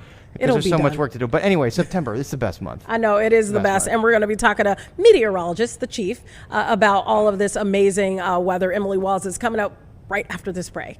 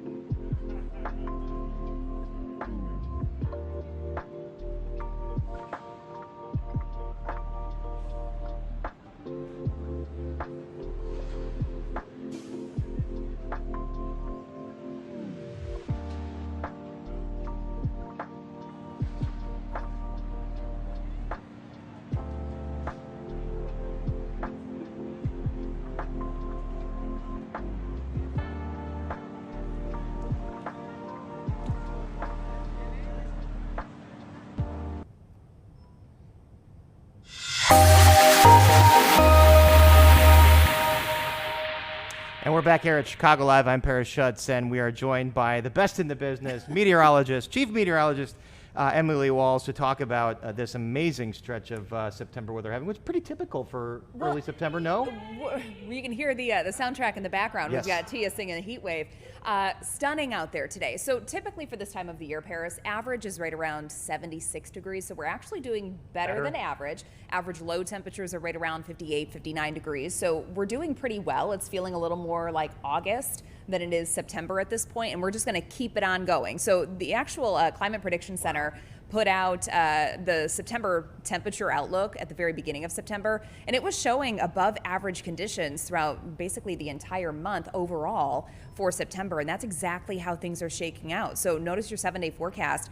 It looks fantastic. These 80s, they're not going anywhere anytime soon. They're sticking around through this work week. We do have a small chance for a couple stray showers being possible Friday, Saturday, and then even into Sunday. But you'll notice that the chance for rain is fairly low. So most of those days, if you have outdoor plans, chances are they're going to be just fine. Temperatures are going to take a little bit of a hit going into this upcoming weekend. But I know while 76 degrees sounds a little on the cooler side, again, that's average. That's where we should be. So it's going to feel like a mid-September weekend for us. If you have any plans, some fall-like plans, it's going to be a great weekend. Apple for it. picking, pumpkin yes. patch. And I all haven't that done stuff. any of that this year. No, I know. And, you know, our Sundays might be free of, you know, NFL watching because of, you know, what's going on here with our football team. But are we dry for this time of year? Where are we with precipitation? So we're not overly dry as it stands right now. Actually, the latest drought monitor, it comes out every Thursday morning. So this past Thursday, the latest drought monitor showed that most of the area, surprisingly,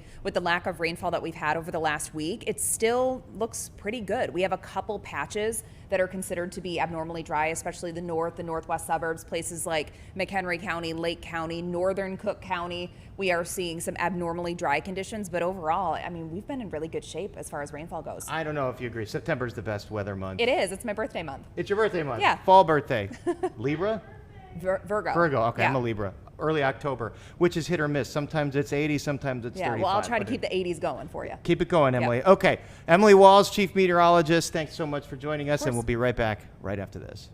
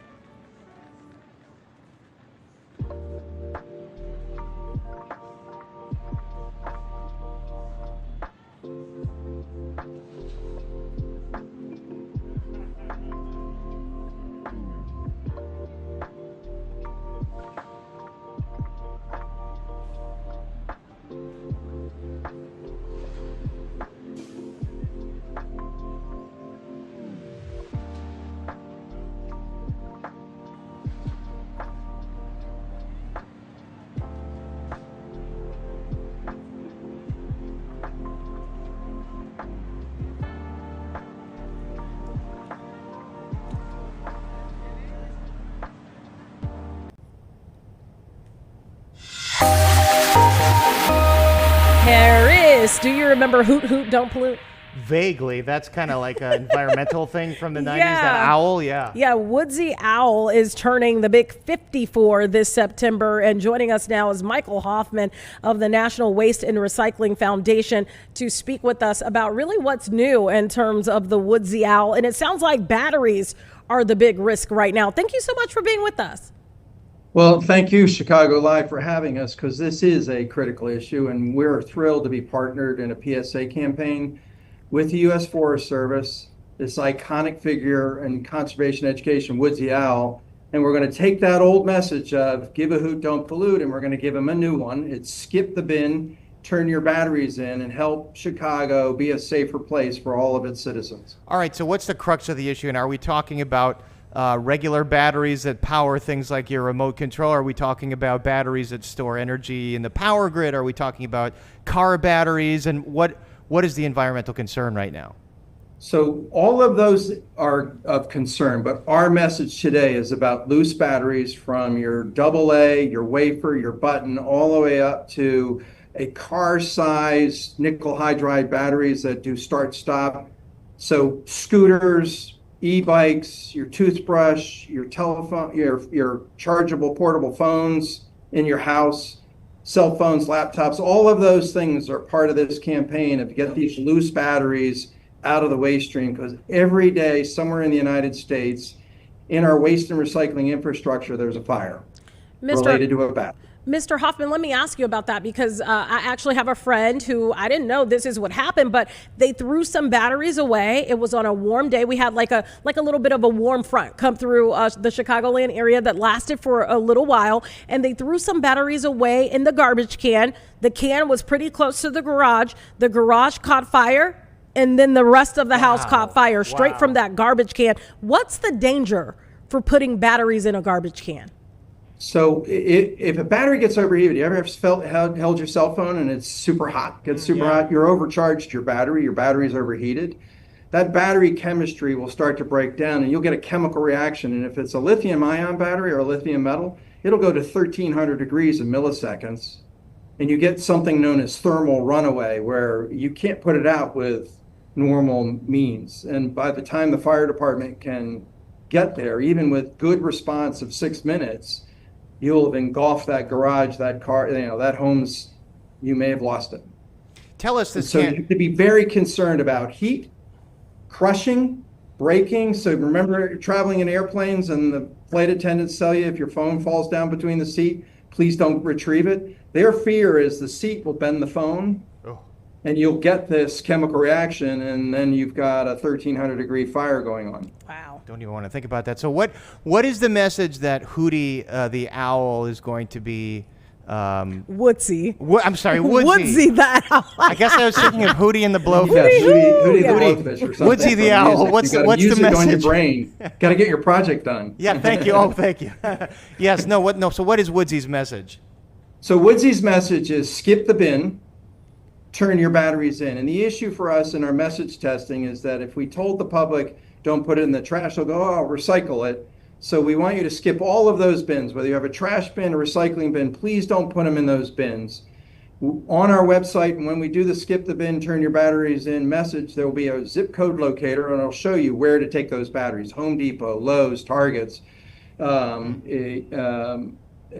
Ace Hardware, some grocery stores as well, where you can bring them in, drop them off, and then Call to Recycle, who's our partner, will take those batteries, separate them into the various types, and then they'll be distributed back into a recycler who will manage proper end of life. But we want you to get them out of the waste stream, so please don't put them, Chicago, in a trash bin or in a recycling bin. And you'll help us stop having fires. We're running out of time here, Mr. Hoffman, but I want to ask you this. Is the messaging targeting youth? Are you targeting parents? Because I'm an older person. I had no idea about this until it happened. You're not an older Well, person. I'm old enough to know, and I didn't know until it happened to a friend of mine. It's across the board. So we have it's batterysafetynow.org. On our website, you'll see programs for adults, children of all ages. We have Woodsy costume. We're hoping to be here for actually a sporting event where they'll do a drop-off, hopefully at the Ireland the All Blacks rugby tournament here that's coming in October. We'll do a drop-off in the parking lot. You'll see Woodsy there, and it's all of those batteries that are loose. So your alkaline little cylinders, your wafers, your buttons, all the way up to scooters and power tools. All of those need to come out. All right. We have like 10 Literally seconds 10 left. seconds. How many? Where can you bring these in Chicago? You said Target, Lowe's, Home Depot, Target, Lowe's, Ace Hardware. All of those. All of those stores have worked in partnership with Call to Recycle to do a battery drop-off. All right, Michael Hoffman. Michael Hoffman, batterysafety.org. Thank you so much for joining us. Wow, this is very illuminating. And that's where people need to go, batterysafetynow.org, to learn more. Thank you so much for joining us on Chicago Live. It was great to have you, Thank Paris. you for having me. You got to come every day now. Wow, and He'll there's be a lot here going tomorrow. on, but okay, fine. All right. If you're here, I'll be here. Okay, we'll Utah, cycling evidence back and forth on these FBI planes as soon as we could so that there was no delay. And what we did, once I got there, along with the deputy on the ground around 5 p.m. local on September 11th, was walk the entire crime scene, including the foots the suspect himself took. And what we learned was there was evidence, DNA evidence that could be collected and had been collected, including a screwdriver that was found on the rooftop. Also, we went over to the scene in the wooded area where the firearm was discarded, and the firearm had a towel wrapped around it. It's important. I'll get back to that later. I even walked into the wooded area in the ravine, so I knew from my investigative experience what I could bring to the table and what decisions I needed to make. And having the support of President Trump and the full support of the White House was what we needed for these resources to happen. And I can report today that the DNA hits from the towel that was wrapped around the firearm and the DNA on the screwdriver are positively processed for the suspect in custody. So, Mr. Director, that is vital. That is breaking news and vital information, because now you have the casings for the gun. So you connect the gun. Now you got his DNA on it. That's huge. But I also want to get to another part of I just got to interrupt. Sorry, I just got to interrupt. We have the DNA on the screwdriver that was found on the rooftop and the towel that the firearm was wrapped in. The firearm itself, this is a great point. Thanks for raising it. Yeah, no problem. That is being processed by ATF laboratories in Maryland, and I believe they'll speak to that at a later date when their process is incomplete. But I just want to let you know the FBI handled the screwdriver and the towel found on the scene. That is important clarification, Mr. Director. All right, that was just earlier on today there. FBI Director Kash Patel saying that they now have a link between the actual crime scene in Orem, Utah, at the campus of Utah Valley University with the suspect in this fatal shooting, Tyler Robinson. So you heard there the DNA coming in a match. They're also going through some of this investigation, the protocols, the forensics on the actual gun itself to potentially also provide a link there. Again, a live picture right now there at the U.S. Capitol building as coming up a little bit later on tonight, 6:15 Eastern time it will be expected a vigil for Charlie Kirk. We will hear likely from Speaker Mike Johnson. We did see that yesterday at the Kennedy Center alongside different Republican colleagues, conservative leaders, and members of the administration and cabinet. RFK Jr. spoke yesterday. We did see different representatives, Anna Paulina Luna. We saw Andy Biggs from Arizona. We saw White House press secretary Caroline Leavitt also make those remarks. So obviously a lot to get into in this here on Live Now from Fox. And coming up here in just a matter of moments, we'll take you out to the White House as President Trump expected to make a memorandum as you're just looking there at this live picture. Is it scheduled to start at 4 o'clock Eastern? Not really a ton of details right now, but it will follow a closed-door meeting between the president and the spiritual leader of the Orthodox Christian Church, of course known as the Green Patriarch. The Patriarch Bartholomew is environmental activism, also known as a strong supporter for Ukraine. Until then, though, let's continue on. Take you back out to Washington, D.C., hear from the House floor. This time, different lawmakers making remarks, debating. Let's listen in. The chairman for the time to speak on this and for working with me as well. Gentleman from Illinois. Thank you, Mr. Speaker. We have no more speakers. I'm ready to close, and I reserve the balance of my time. The gentleman from Illinois reserves. The gentleman from California is recognized. Mr. Speaker, I have no further speakers. I'm prepared to close. The gentleman from California is recognized. Thank you, Mr. Speaker. I ask all my colleagues to join me in passing H.R. 2334, the Service Member Residence Protection Act as amended, and I yield back the balance of my time. The gentleman from California yields. The gentleman from Illinois is recognized. Speaker, once again, I encourage all members to support this legislation. I yield back the balance of my time. The gentleman from Illinois yields. The question is, will the House suspend the rules and pass the bill H.R. 2334 as amended? Those in favor say aye. Those opposed, no. In the opinion of the chair, 2/3 being in the affirmative, the rules are suspended. The bill is passed, and without objection, the motion to reconsider is laid on the table. All right. right, just listening in there, some of the protocols, different House resolutions moving through that chamber right now here on the Monday, again, just to pass 4 o'clock on the East Coast. Coming up in a couple hours, there is expected to be a vigil for Charlie Kirk. We'll take you out to that as soon as it happens. But first, let's slide away for a quick 2-minute break. Hopefully by the time we come back, we'll have a shot inside of the White House for this presidential memorandum. We'll have that and much more here on Live Now from Fox after this.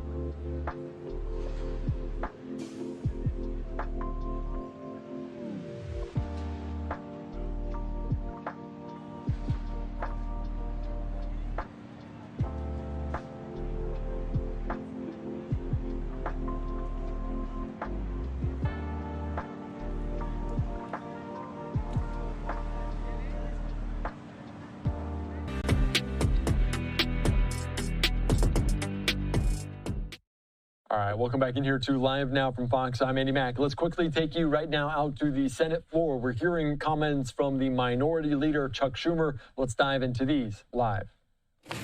And so is President Trump. When Donald Trump said on Fox News that Republicans, quote, don't even bother dealing with Democrats, then he's responsible for making a shutdown more likely. This afternoon, he doubled down again, posting online that Republicans should go at it alone in their partisan CR instead of engaging with Democrats to keep the government open. Now, to pass the CR in the Senate, as everyone knows, requires votes from both sides. If one side refuses to negotiate, they are the ones causing the shutdown. Because again, Democrats are happy to negotiate. We want to have a conversation with Donald Trump and Republicans about things we've been talking about for months, like health care, Medicaid, and the cost of living. And the American people know this. They know that if Donald Trump refuses to talk, even to talk with Democrats, it'll be him shutting things down. They know he needs to negotiate. They know he needs to compromise. He's not a dictator, much as he thinks he'd like to be. He needs to work with Democrats if he doesn't want to get blamed for shutting the government down. And if Republicans follow Donald Trump's orders not to even bother dealing with Democrats, they too will be putting our country on a path to a shutdown. And let me finish with this. I heard my friend, the Republican leader, come to the floor and cherry-pick some of my old quotes about keeping the government open with a CR. He zeroed in on the phrase clean extension. Well, the Republican leader glossed over the key point. I said in the past that Republican colleagues have to, quote, work with the Democrats in a bipartisan way, unquote, to extend government funding. I said they actually have to work with us, and it has to be bipartisan. That is not happening right now. It was happening then in 2023. That is the difference. And the majority leader conveniently forgets that extremely important point. And it's not happening right now because Donald Trump is shutting down any hopes of negotiation. Leader Thune wants to wonder what has changed. A lot, including Donald Trump's actions, which have dramatically harmed this country and undermined the appropriation process. He's canceled congressionally appropriated funding. He's redirected and stealing funds. Russell Vought says that he wants to see the appropriations process less bipartisan, and we know he's running the show. And now he says that Republicans shouldn't even bother to deal with Democrats. Meanwhile, the cost of people's health care has gone way up. Rural hospitals are already closing because of this big, beautiful bill. Job reports continue to show warning signs. Trump's tariffs are a mess, and the economy is headed in the wrong direction. That's all because of the choice Trump has made as president. We need to have a negotiation, which is what we are asking for right now. Bipartisan, the only way you can get this done. And that's what we talked about back then as well. Now on Stephen Moran. Today, the Senate will vote on Donald Trump's nominee for the Federal Reserve Board, Stephen Moran. Moran's nomination is bad news for every American who's suffering from Donald Trump's disastrous economic agenda. He serves as chairman of the CEA, the Council of Economic Advisors, and is the chief architect of so many policies this administration's failed economics that are raising prices for families. Moran was heavily involved in the rollout of Trump's tariffs, and he even claimed that there continues to be no evidence whatsoever of any tariff-induced inflation. Ask the average American family. What kind of bubble is Moran living in? Companies have explicitly cited tariffs for the reason prices are going up. That sure sounds like pretty significant evidence to me. No evidence of inflation? Tell that to grocery shoppers, to people buying coffee, to shoppers at Walmart and Amazon. Sticker shock has been the story of the summer for many Americans, all because of those awful tariffs. Moran will be nothing more than Donald Trump's mouthpiece at the Fed. He has no independence, no sympathy for American families and businesses suffering from his policies, and a fundamental misunderstanding of how the American economy works. I strongly oppose Moran's nomination. Yield the floor and note the absence of a quorum. The clerk will call the roll. Ms. Alsop-Brooks. All right, you're just listening in there to this here on Live Now from Fox. That was comments from Chuck Schumer, also talking about the more recent, potentially upcoming government shutdown at the end of this month. And as we approach that now, just 2 short weeks to go in this month, that's going to be the conversation on the topic of so many lawmakers' minds, especially after new developments, as potentially Congress could be asking for an additional $58 million for security purposes after the fatal shooting of Charlie Kirk there in Utah. Again, a live picture right now at the U.S. Capitol building here on this Monday. Let's continue on and slide away for a quick 2-minute break. We're awaiting any comments from President Trump inside of the White House, a memorandum expected to be taking place. We'll wait until that starts, but until then, let's take a quick 2-minute break.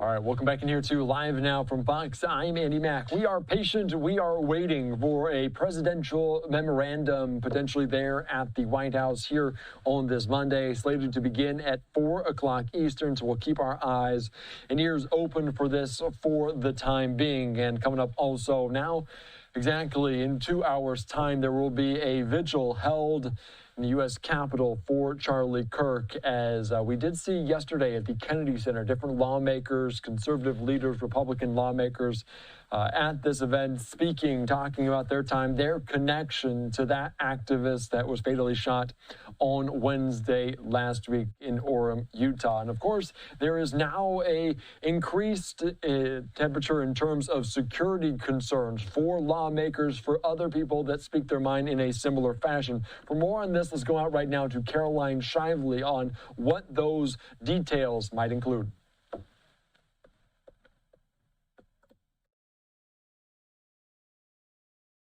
Right-wing activist Charlie Kirk, as federal officials say they've matched his DNA to the murder weapon. The DNA hits from the towel that was wrapped around the firearm and the DNA on the screwdriver are positively processed for the suspect in custody. Kirk was killed last Wednesday at a Utah Valley University rally as he was answering a question about shootings by transgender people. This was an ideologically motivated attack. Officials say they later found a note written by the 22-year-old suspect. The suspect wrote a note saying, "I have the opportunity to take out Charlie Kirk, and I'm going to take it." In the wake of Kirk's assassination, the Trump administration has asked Congress for $58 million for security funding for the executive and judicial branches. House Democrats held a virtual meeting Sunday night to discuss their own protection. We're looking into all options to increase security measures so that they have plenty of coverage for their residential security and their personal security as well. Members from both sides are calling for a dialing down of the rhetoric. When you dehumanize your political rival, what you end up doing is you put them in harm's way from people who are deranged. All of us have to condemn this with a clear voice so that we can engage in the kind of debate that's necessary to have a healthy democracy. FBI Director Kash Patel is set to testify before congressional oversight committees on Tuesday and Wednesday.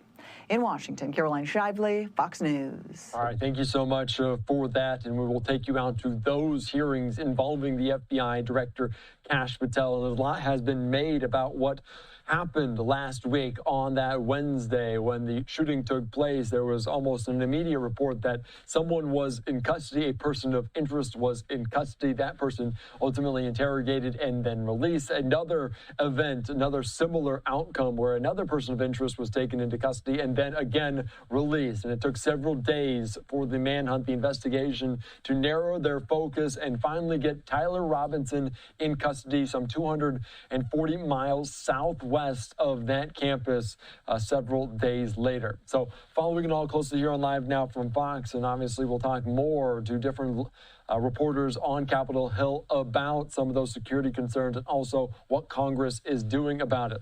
A live picture right now there in Washington, D.C. at the White House. Let's turn our attention, though, overseas, as we did see earlier on today, Secretary of State Marco Rubio alongside leaders in Israel showing a unified front. This comes after an attack by Israel on Hamas leaders in Qatar. Let's take you out right now to Greg Palcott with this report.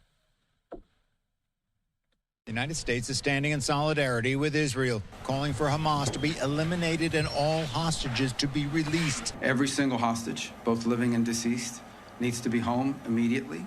Hamas can no longer continue to exist as an armed element that threatens the peace and security, not just of Israel, but of the world. U.S. Secretary of State Marco Rubio met with Prime Minister Benjamin Netanyahu in Israel on Monday to discuss the path forward to ending the war in Gaza as Israel continues expanding its military operations in the region. Thousands of Palestinians are fleeing Gaza City amid evacuation warnings from Israel. And in the wake of the latest attack Sunday that killed some 13 people, Netanyahu is vowing to continue attacks in Gaza until Hamas is eradicated. We remember Hamas, and we know that we must defeat them and ensure that they no longer are enabled to turn Gaza into a threat to Israel. Rubio's visit also follows Israel's surprise strikes in Doha targeting Hamas leadership. Rubio says while President Donald Trump was frustrated by the attack on U.S. ally Qatar, it does not shake U.S. support for Israel. Our relationship with Israel is going to remain strong.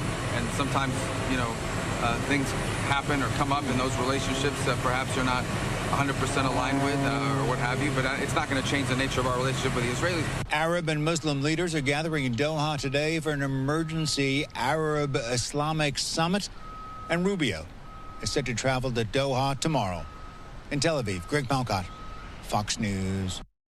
All right, thank you so much for that report. A live look there in Washington, D.C. at the White House as we are following it very closely here about all of this. So let's turn our attention right now to more top headlines here on Live Now from Fox as we continue to detail the latest on another kinetic strike of a potential suspected narco-terrorist there in the Caribbean. I do want to put up just this video, or this post on social media, I should say, from the President of the United States talking about this, saying this morning, on my orders, the U.S. military forces conducted a second kinetic strike against positively identified, extraordinarily violent drug trafficking cartels and narco-terrorists in the Southcom area of responsibility. I want to play some of this video out as I read the remainder of the statement here on Live Now from Fox, as he says the strike occurred while these confirmed narco-terrorists from Venezuela were in international waters transporting illegal narcotics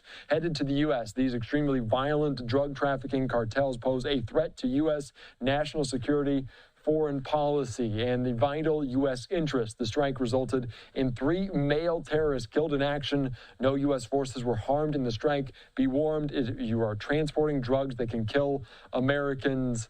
We are hunting you. The illicit activities by these cartels have wrought devastating consequences on American communities for decades, killing millions of American citizens. No longer. Thank you for your attention to this matter. So, of course, these are some images coming in from Rapid Response 47 talking about their 3 male terrorists killed in action. So that the most recent update from the president on social media, and plenty has been made, as this is not the first strike that we have seen, not the first that we've seen on video. And immediately in the aftermath of the first, I remember there were quite a few questions for White House Press Secretary Caroline Leavitt about this, the legality of it, how it transpired, how it all went down. So, of course, following the latest on this, as the Venezuelan, both the U.S. military destroyed the Caribbean, altered the course, appeared to potentially have turned around. So following it very closely here on Live Now from Fox, it says a second kinetic strike against a positively identified drug trafficking cartel. So following closely here on Live Now from Fox, a live look there in Washington, D.C. at the White House, and the crackdown on cartels, on different potentially foreign terrorist organizations continues. I'm Andy Mack. We're back after this.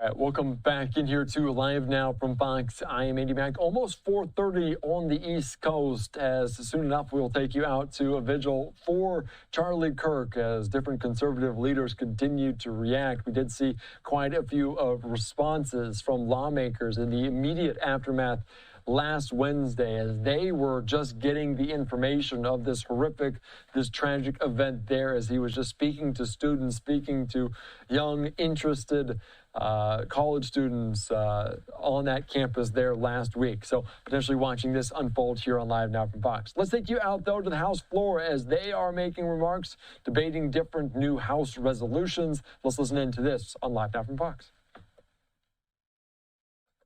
The nation. We should continue to seek additional ways to improve the hiring and onboarding process at VA, including through additional workforce investments and improving use of expedited hiring authorities. However, in the meantime, there is an important step in ensuring this program fulfills its purpose, both for participants and for VA's workforce needs. I urge my colleagues to support this legislation. And with that, Mr. Speaker, I reserve the balance of my time. The gentleman from California reserves. The gentleman from Illinois is recognized. Thank you, Mr. Speaker. At this time, I would like to yield as much time as he may consume to the gentleman from Arizona, the sponsor of this bill, Mr. Hamadeh. The gentleman from Arizona is recognized. Mr. Speaker, I rise today in strong support of my bill, H.R. 3767, the Health Professional Scholarship Program Improvement Act. As too many taxpayers well know, the VA spends millions of our hard-earned taxpayer dollars training healthcare professionals through scholarships. Yet these same qualified professionals are forced to wait months for employment contracts after graduation. All the while, our veterans suffer. It's government inefficiency at its worst, and our veterans seem to always be paying the price. Veterans are sent to emergency rooms while skilled doctors are waiting to serve patients. That is why I introduced this bipartisan legislation with my colleague, Congresswoman Nikki Budzinski, because we saw a problem that required action. Bureaucratic red tape is the enemy. The reports by the Inspector General are a testament to what veterans in my district already know. Staffing shortfalls are more than a figure. They are missed appointments, endless long waits, canceled procedures. American heroes' lives are at stake. Back home in Arizona, the Phoenix VA healthcare system covers 100,000 veterans. The Southern Arizona VA covers yet another 170,000. Every one of them deserves access to qualified providers. Arizona's 8th district alone has 65,000 veterans. These patients deserve better than bureaucratic incompetence when they need medical care. They did not wait to defend America, and America should not make them wait for health care. My bill offers a simple and common sense fix. HPSP scholarship recipients will be given offers of jobs within 90 days post-graduation. They will not wait. Veterans will not be forgotten. We are going to drain the VA swamp one regulation at a time. Our bill also requires an annual report to Congress on hire dates and placement rates. Transparency generates performance. We are not just addressing the issue today. We are ensuring bureaucrats cannot hide and escape tomorrow. To those who would say 90 days is too aggressive, my response is, how long should a veteran wait? How long should a trained physician sit idle? The current state is intolerable. The status quo has failed, and it's time for genuine reform. I have seen firsthand what occurs when the system fails for those on the front lines overseas. We cannot allow failure at home. When I served as an Army intelligence officer overseas, we lived by a simple creed: mission first and no Americans left behind. My bill is an embodiment of that promise. This isn't partisan posturing. This is about doing right by America's warfighters. The Veteran Affairs Committee agreed, voting for my bill by voice vote without opposition. 0 dissent. Complete consensus and stakeholder support. Now it's time for the entire House to deliver. Mr. Speaker, every day of delay is another day a veteran waits for care. Another day a qualified healthcare professional can't serve. Another day the system fails those who have served and protect us all. Another day the swamp wins and our heroes lose. We ask our veterans to wait for many things. Quality healthcare shouldn't be one of them. Not in President Trump's America and not on our watch. I urge all my colleagues to support the HPSP Improvement Act. Our veterans have waited long enough. We must deliver on the promise we made to the brave men and women who served our country. It's time to put veterans first.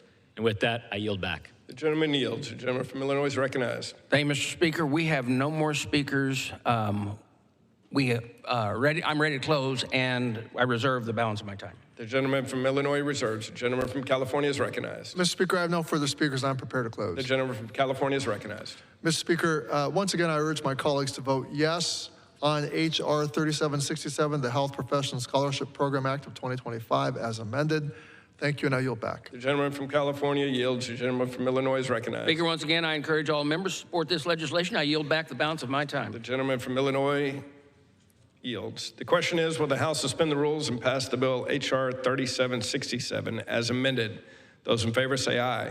Those opposed say no. In the opinion of the chair, 2/3 being in the affirmative, the rules are suspended, the bill is passed. And without objection, the motion to reconsider is laid on the table. For what purpose does the gentleman from Illinois seek recognition? Speaker, I move to suspend the rules and pass H.R. 2721, the Honoring Our Heroes Act of 2025, as amended. The clerk will report the title of the bill. Union Calendar Number 230, H.R. 2721, a bill to direct the Secretary of Veterans Affairs to establish and carry out a pilot program to furnish a headstone or burial marker to veterans who died on or before November 1st, 1990, and for other purposes. Pursuant to the rule, the gentleman from Illinois, Mr. Bose, and the gentleman from California, Mr. Takano, each will control 20 minutes. The chair recognizes the gentleman from Illinois. Speaker, I ask unanimous consent that all members have 5 legislative days in which to revise and extend their remarks on H.R. 2721. Without objection. Speaker, I yield myself as much time as I may consume. The gentleman from Illinois is recognized. Speaker, I rise today in support of H.R. 2721 as amended. This bill would establish a 7-year pilot program to allow eligible survivors or veteran representatives to request a VA-furnished headstone or marker for veterans buried in private cemeteries who died during or after World War II. Under current law, the National Cemetery Administration may only furnish a headstone or marker for graves of eligible veterans who died or on or after November 1st, 1990. If this veteran and their families have not already received an equivalent benefit, this bill would allow the veteran's family to honor their military service. I urge all of my colleagues to support H.R. 2721 as amended, and I reserve the balance of my time. The gentleman from Illinois reserves. The gentleman from California is recognized. Mr. Speaker, I yield myself such time as I may consume. The gentleman from California is recognized. Mr. Speaker, I rise in support of H.R. 2721, the Honoring Our Heroes Act of 2025 as amended, offered by Representative Tim Kennedy, who was an outstanding member of the House Veterans Affairs Committee. Mr. Speaker, most Americans would be shocked to hear this, but service members who passed away before 1990 are currently in. You're just listening in there to this here on Live Now from Fox. Let's quickly shift gears right now to the other chamber, the upper chamber in the Senate, as potentially we'll hear some remarks, a moment of silence. Let's listen into this here on Live Now from Fox from the Senate. Charlie's life didn't affect what his death meant to all of us. Not only is it that a 31-year-old died, which of course would be tragic to anybody, but to see him publicly assassinated, gunned down, where his death is captured on video after video after video. You look at that, you think, where's the humanity? I think one of the things that's most important to understand is that there was a private person named Charlie Kirk. He wasn't just the leader of an incredible movement that we know and are familiar with, Turning Point USA. He was a son, he was a father, he was a husband. I got to know Charlie about 13 years ago. I was in my office in Cleveland, Ohio, and my receptionist said to me, "There's a young man here to see you. He wants to talk about an idea he has." Now in my business, typically I'm seeing people who are interested in purchasing automobiles from one of my dealerships. So I said, "Well, who is this guy?" And my office is right in the showroom. I said, "Well, come on in my office." And Charlie Kirk shared with me a vision that he had. And he had built out the entire concept of what we know as Turning Point USA in his head. He visualized hundreds of chapters in every major college and university throughout America where students could actually debate ideas. It wasn't about everybody had to have one point of view or a different point of view, but they could actually discuss an idea in a collaborative way, not with hatred, not with animosity, but rather with the idea that people would listen to each other. Now, this is a time over a decade ago where we didn't understand the extent of the indoctrination that was going on in our colleges and universities, but I was so impressed by that young man's vision, by his conviction, by his energy, by his charm, that I happily wrote him what he thought was a big check. By today's dollars, it was definitely not. And I referred a few friends to him. He was very excited, stayed in touch during the years. Lo and behold, he builds this incredible organization. I end up running for Senate. He activated that group, helped me tremendously in Ohio. Now, if you look at what he did, I'm certain for you, Mr. President, the same way for me, the way young people really took to his message. They want to have a voice in the future of our country. And that's what Charlie wanted for them. Now, I will tell you, it's extremely sad, quite disappointing to see some of the reactions online, people actively cheering that a 31-year-old husband, father, and son would die. The pejoratives used against them, comparing Nazism and fascism, a stain on human history that shouldn't be compared, quite frankly, with anything. I think it's fair to say that Hitler and Nazis should have a special dark place in history and not compared with anyone or anything. Because you see, when you do that, you're inviting people, crazy people, to take actions in their own hands, like what we saw tragically in Utah. So I hope what comes out of what we just went through is that colleges and universities all over America heed Charlie's call. Let's have our American colleges and universities be the one place where freedom of speech is respected, where people can debate ideas, and even if we don't agree. For example, Madam President, you and I may not agree that Ohio State University is the best college football team in America. You may have a different point of view. It's wrong. I know it's wrong, but sadly, you may have a different idea. But we could be friends. We can have a dinner together. We don't have to be mad at each other because we have a different points of view. And of course, I'm being flippant because there's more difficult conversations for us to have. But it should never go to hatred. Now, look, I don't want to make this remark about partisan politics, but let me just say to my Democrat colleagues, when you say we're at war and you must do anything you can to make certain that we protect our democracy, that is a bat signal to crazy people. When a Democrat leader says that President Trump is Hitler or a Nazi, it's a bat signal to crazy people. When the media, for example, in my state, the Cincinnati Enquirer, said that after President Trump was almost assassinated, much like Charlie was, that he brought it on himself, quote unquote. That sends a message to crazy people. When the Cleveland Plain Dealer, the largest newspaper in Ohio, analogizes J.D. Vance, our great vice president, your friend, my friend, who we know personally, and says that he's a Nazi sympathizer, that he reminds the editor of what it must have been like to be with Nazis in the 30s. It sends a bat signal to crazy people. It puts us all in danger. That's unacceptable. We can have vigorous debates. In fact, I would say we should have more vigorous debates on the floor. In fact, when we're doing confirmations for nominees, I welcome the Democrats to come out here and defend their position as to why they're not going to confirm somebody. But for 81 out of 100+ nominees, they don't even bother to debate. And for the ones that they do, it's 2 minutes of debate. Let's have more vigorous debates, but let's do it respectfully. Let's do it from a point of view of, this is what I believe, tell me what your beliefs are, not just yelling at the presiding officer when nobody else is on the floor. That's not a debate. That's trying to get a 30-second clip on social media. That's not what this institution should represent. This should be like those college campuses, a place for free exchange of ideas. Maybe sometimes, although I find it hard to believe, that my colleagues could make a point that may change their minds on this side. It would be great to see that. And I hope that when we make points that they listen. And that's what Charlie wanted. What I'd like to do now is ask unanimous consent that the Senate observe a moment of silence in remembrance of Charlie Kirk, Erica Kirk, and their 2 young children who had to ask their mom when their dad was going to come home. And understand that we had a great tragedy. So, Madam President, I ask for unanimous consent to have that moment of silence. Without objection.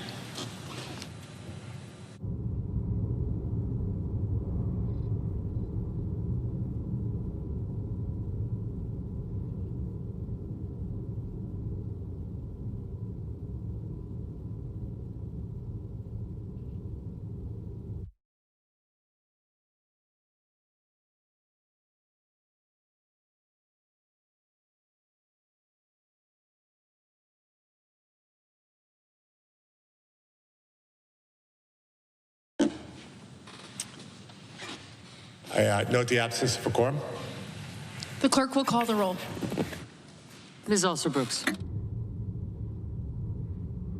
All right, you're just listening in there. Bernie Moreno, the Republican senator from Ohio, holding a moment of silence, talking about Charlie Kirk, the conservative activist that was fatally shot on Wednesday at Utah Valley University, talking about his connection, talking about thinking of his wife, Erica, and their 2 small children. They are obviously gone, and also talking about his interaction, saying that he met a young Charlie Kirk some 13 years ago. That's when he would have been in his teens there in Ohio, talking about them as the old used car salesman, the car salesman. Bernie Moreno thought the usual meeting taking place was going to be about a vehicle, about purchasing a car. Instead, Charlie Kirk in that moment laid the groundwork, the foundation for Turning Point USA, and it has continued to grow, especially in the last several days. The amount there of growth has been tremendous. We've seen different memorials grow in Phoenix, Arizona, where that organization is headquartered, where it is founded. And obviously, we're following it closely here on Live Now from Fox. Coming up in just over an hour or so, we'll take you back out to Washington, D.C., the U.S. Capitol, as they will also hold a vigil. We'll have Speaker Mike Johnson, others there on hand for this. So different services, different events taking place around the country. This one in Washington, D.C. we saw last night at the Kennedy Center. Coming up on Sunday, there will be a service held at State Farm Stadium. The NFL's home to the Arizona Cardinals, seating some 70,000 people. So you can imagine hundreds and thousands of people will be there for that. President Trump also said he plans to be in attendance for that. Following it closely here on Live Now from Fox, let's slide away for a quick 2-minute break.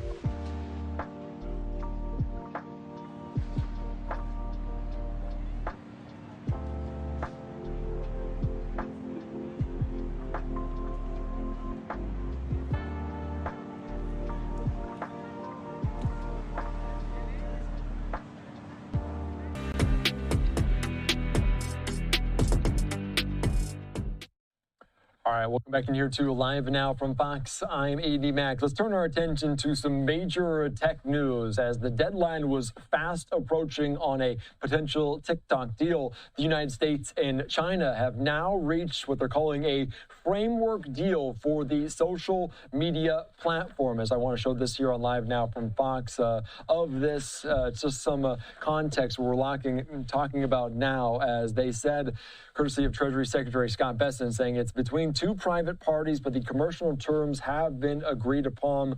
Both President Trump and the Chinese president will meet on Friday to discuss the terms. Trump has said on Truth Social on Monday that deal would have reached on a, quote, certain company that young people in our country very much wanted to save. Let's be joined right now by CEO, founder of Chamber of Progress, Adam Kovacevic. Thank you so much for joining us here on Live Now from Fox. And we seemingly bring you on every time there's an extension to that kind of end to TikTok. But now a framework deal. How big of a deal is this? And do we know any details? Well, as you said, I mean, Congress passed a law last year that required TikTok to be sold to an American owner. Trump's basically ignored it for 9 months, suspended enforcement of it, told companies like Apple and Google and internet service providers that he's not going to prosecute them for not complying with the law. So there's a deadline this Wednesday, but it might as well be in air quotes because there were 3 deadlines before this, and that's really more political theater. But to the extent Trump has used this deadline as negotiating leverage with the Chinese government, to try to force a resolution, we'll see. I think this is the ultimate kick the can issue where, it's not like Congress has become less concerned about TikTok's Chinese ownership. It's just that, they know that the Trump administration isn't going to do anything about it.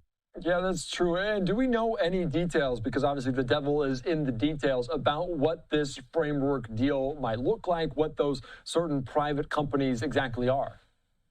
We don't. I think there's a couple things to watch for. So earlier this year, there had been floated in a proposal that the federal government might take a stake in TikTok. It was very unclear how that was going to work, whether that would have preserved Chinese control. That really doesn't solve Congress's concern and many people's concern about TikTok, that it needs to have a new majority owner, that needs to not be a Chinese company. The fact that Secretary Bessent referred to this being a private commercial negotiation suggests that this has been, they're working towards a direct kind of brokered sale with a specific company. That does, by the way, raise the question of how exactly the Trump administration went about brokering that, right? Is this having the app sold to kind of a Trump crony, Oracle? They tried to do this in the first term to Oracle, or did they have a bidding process? My guess is they did not have a bidding process, and it's probably more of the crony route. And I want to ask you, because obviously we don't know just exactly who might be involved in this, but if it does get sold, and obviously to the United States, the platform is important, but also the algorithm. If it's sold and they keep the algorithm per se, it might make TikTok look different. Do you envision that as a possibility? Yeah, this is a real challenge, and this is where the devil's going to be in the details, because the Chinese government passed a law several years ago that claimed that TikTok's algorithm was a vital Chinese economic security asset and could not be sold. And so that's always been a huge blocker in terms of reaching a deal here that the Chinese government would agree to. And frankly, we'll see, because I think I think China would agree to things, but that would kept them in control or kept their hand at the sort of the algorithm till. And honestly, short of that, we'll see what happens.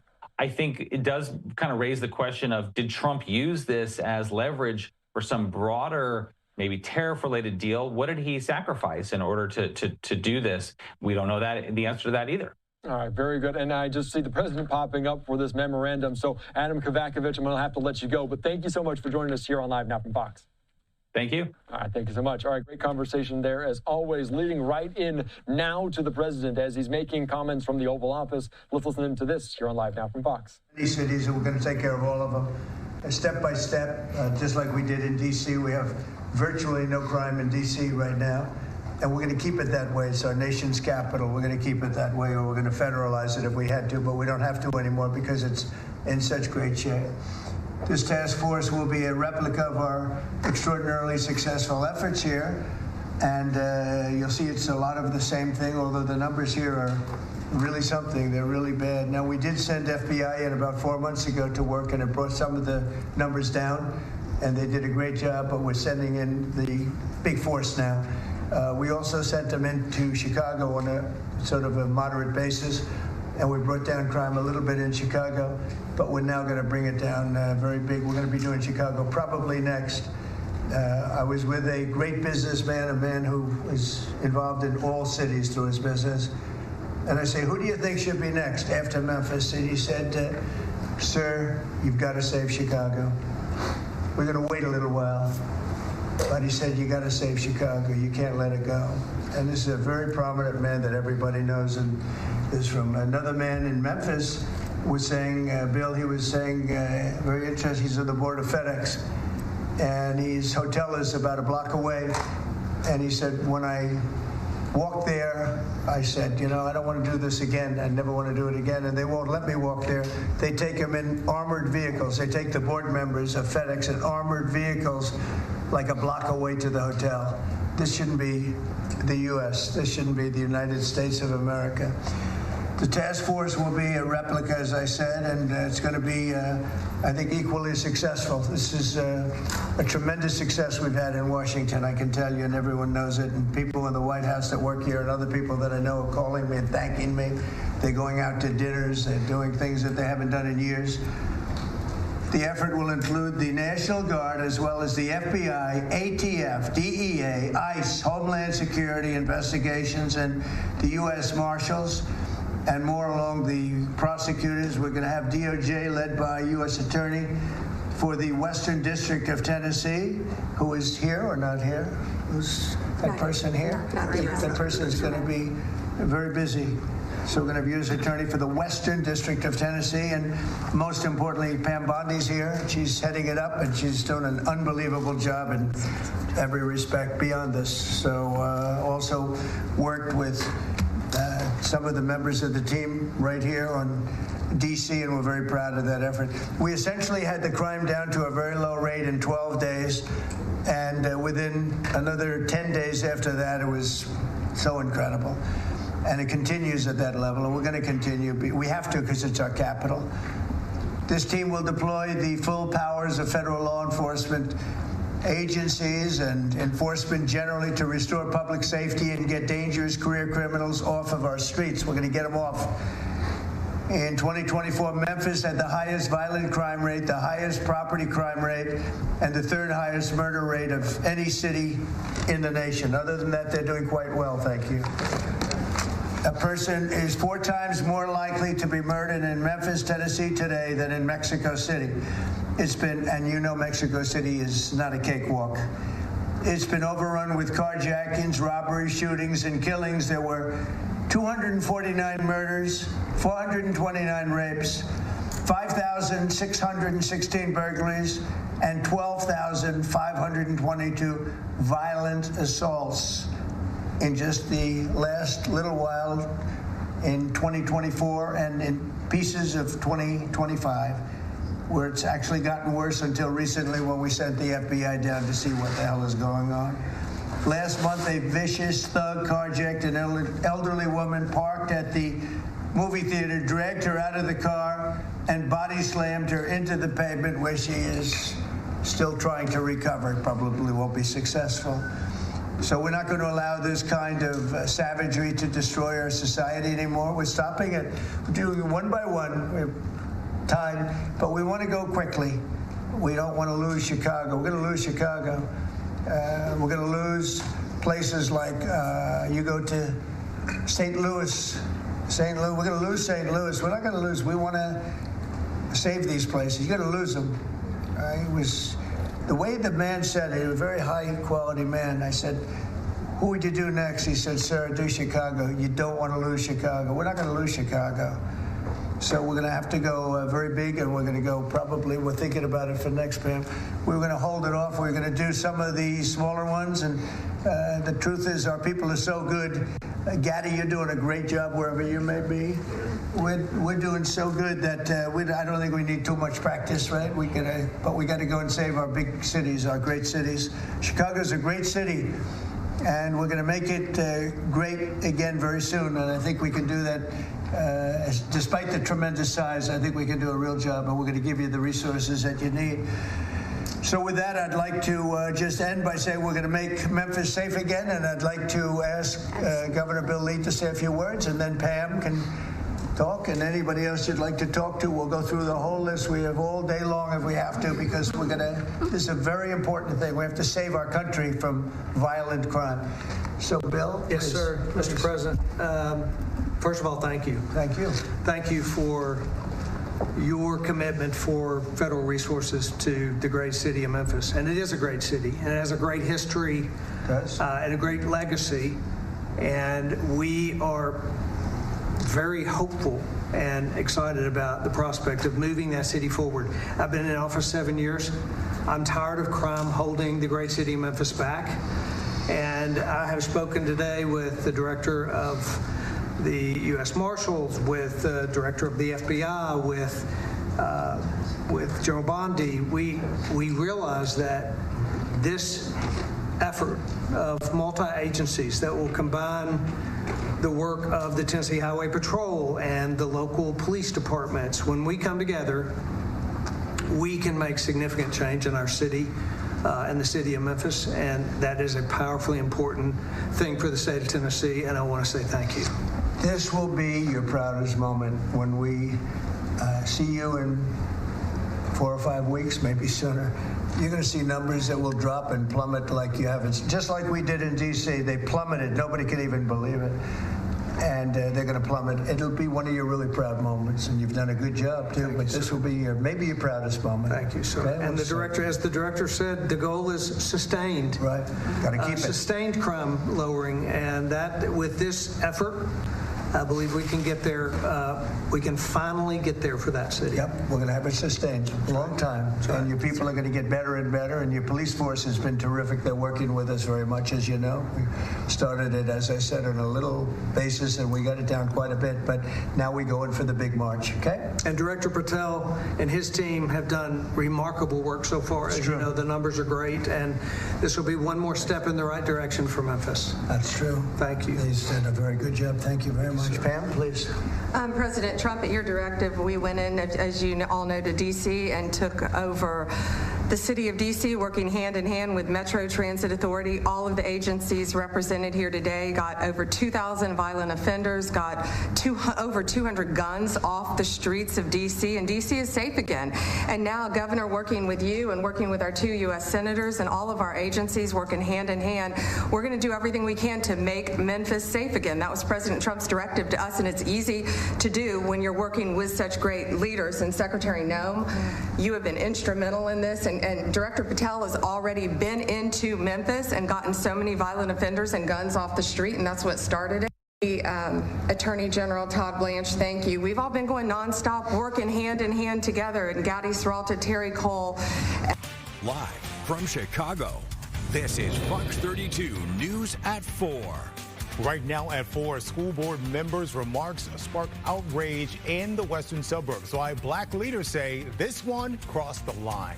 A Chicago alderman got threatened right outside of his office. He says one of Trump's policies is exactly why. And it started with a 911 call in Matson and ended with a lockdown in a quiet neighborhood. What police say happened in between. Good afternoon. I hope all is well. I'm Terrence Lee. And I'm Tia Ewing. Sylvia has the day off. Well, this week is off to a quiet start. That's perfect for a Monday, right? Because yes, Mondays be Mondaying. Weather is first at 4. Chief Meteorologist Emily Walls has our first check of the forecast. It's beautiful out there. It is stunning out there. So typically for this time of the year, your average high temperature is right around 76 degrees. And today, a lot of us have been warming up into the low to mid 80s. But farther inland, notice we're sitting in the mid to upper 80s. It's 87 degrees in Aurora, Same thing in Joliet, 85 currently in Merrillville. We're at 87 in Morris, 90 in LaSalle. At O'Hare right now we're at 81, 80 degrees at the lakefront. So slightly cooler right at the lakefront because we do have easterly winds coming in about 5 to 15 miles per hour. Throughout this evening, here's where temps are headed. So we're going to drop out of the 80s into the 70s by about 6, 7 p.m. or so. And then by 9, we're still really comfortable, right around 70 degrees. Tonight, we're dropping down to 63 degrees in the city. Most suburbs are going to be in the upper 50s. And then over the next couple of days, this nice weather pattern is going to stick around. We could see rain for the weekend, though. Those details coming up. And I have seen them, masked people, masked individuals. We don't know who they are. State Senator Karina Villa put this video on Facebook Live this morning. She said she got reports of ICE coming to the area near Route 59 and 4th Avenue in West Chicago. School District 33 told families to keep all activities indoors because of secondhand reports of people being detained. Now, the Tribune is reporting ICE activity in West Suburban Aurora and at 2 courthouses in Chicago.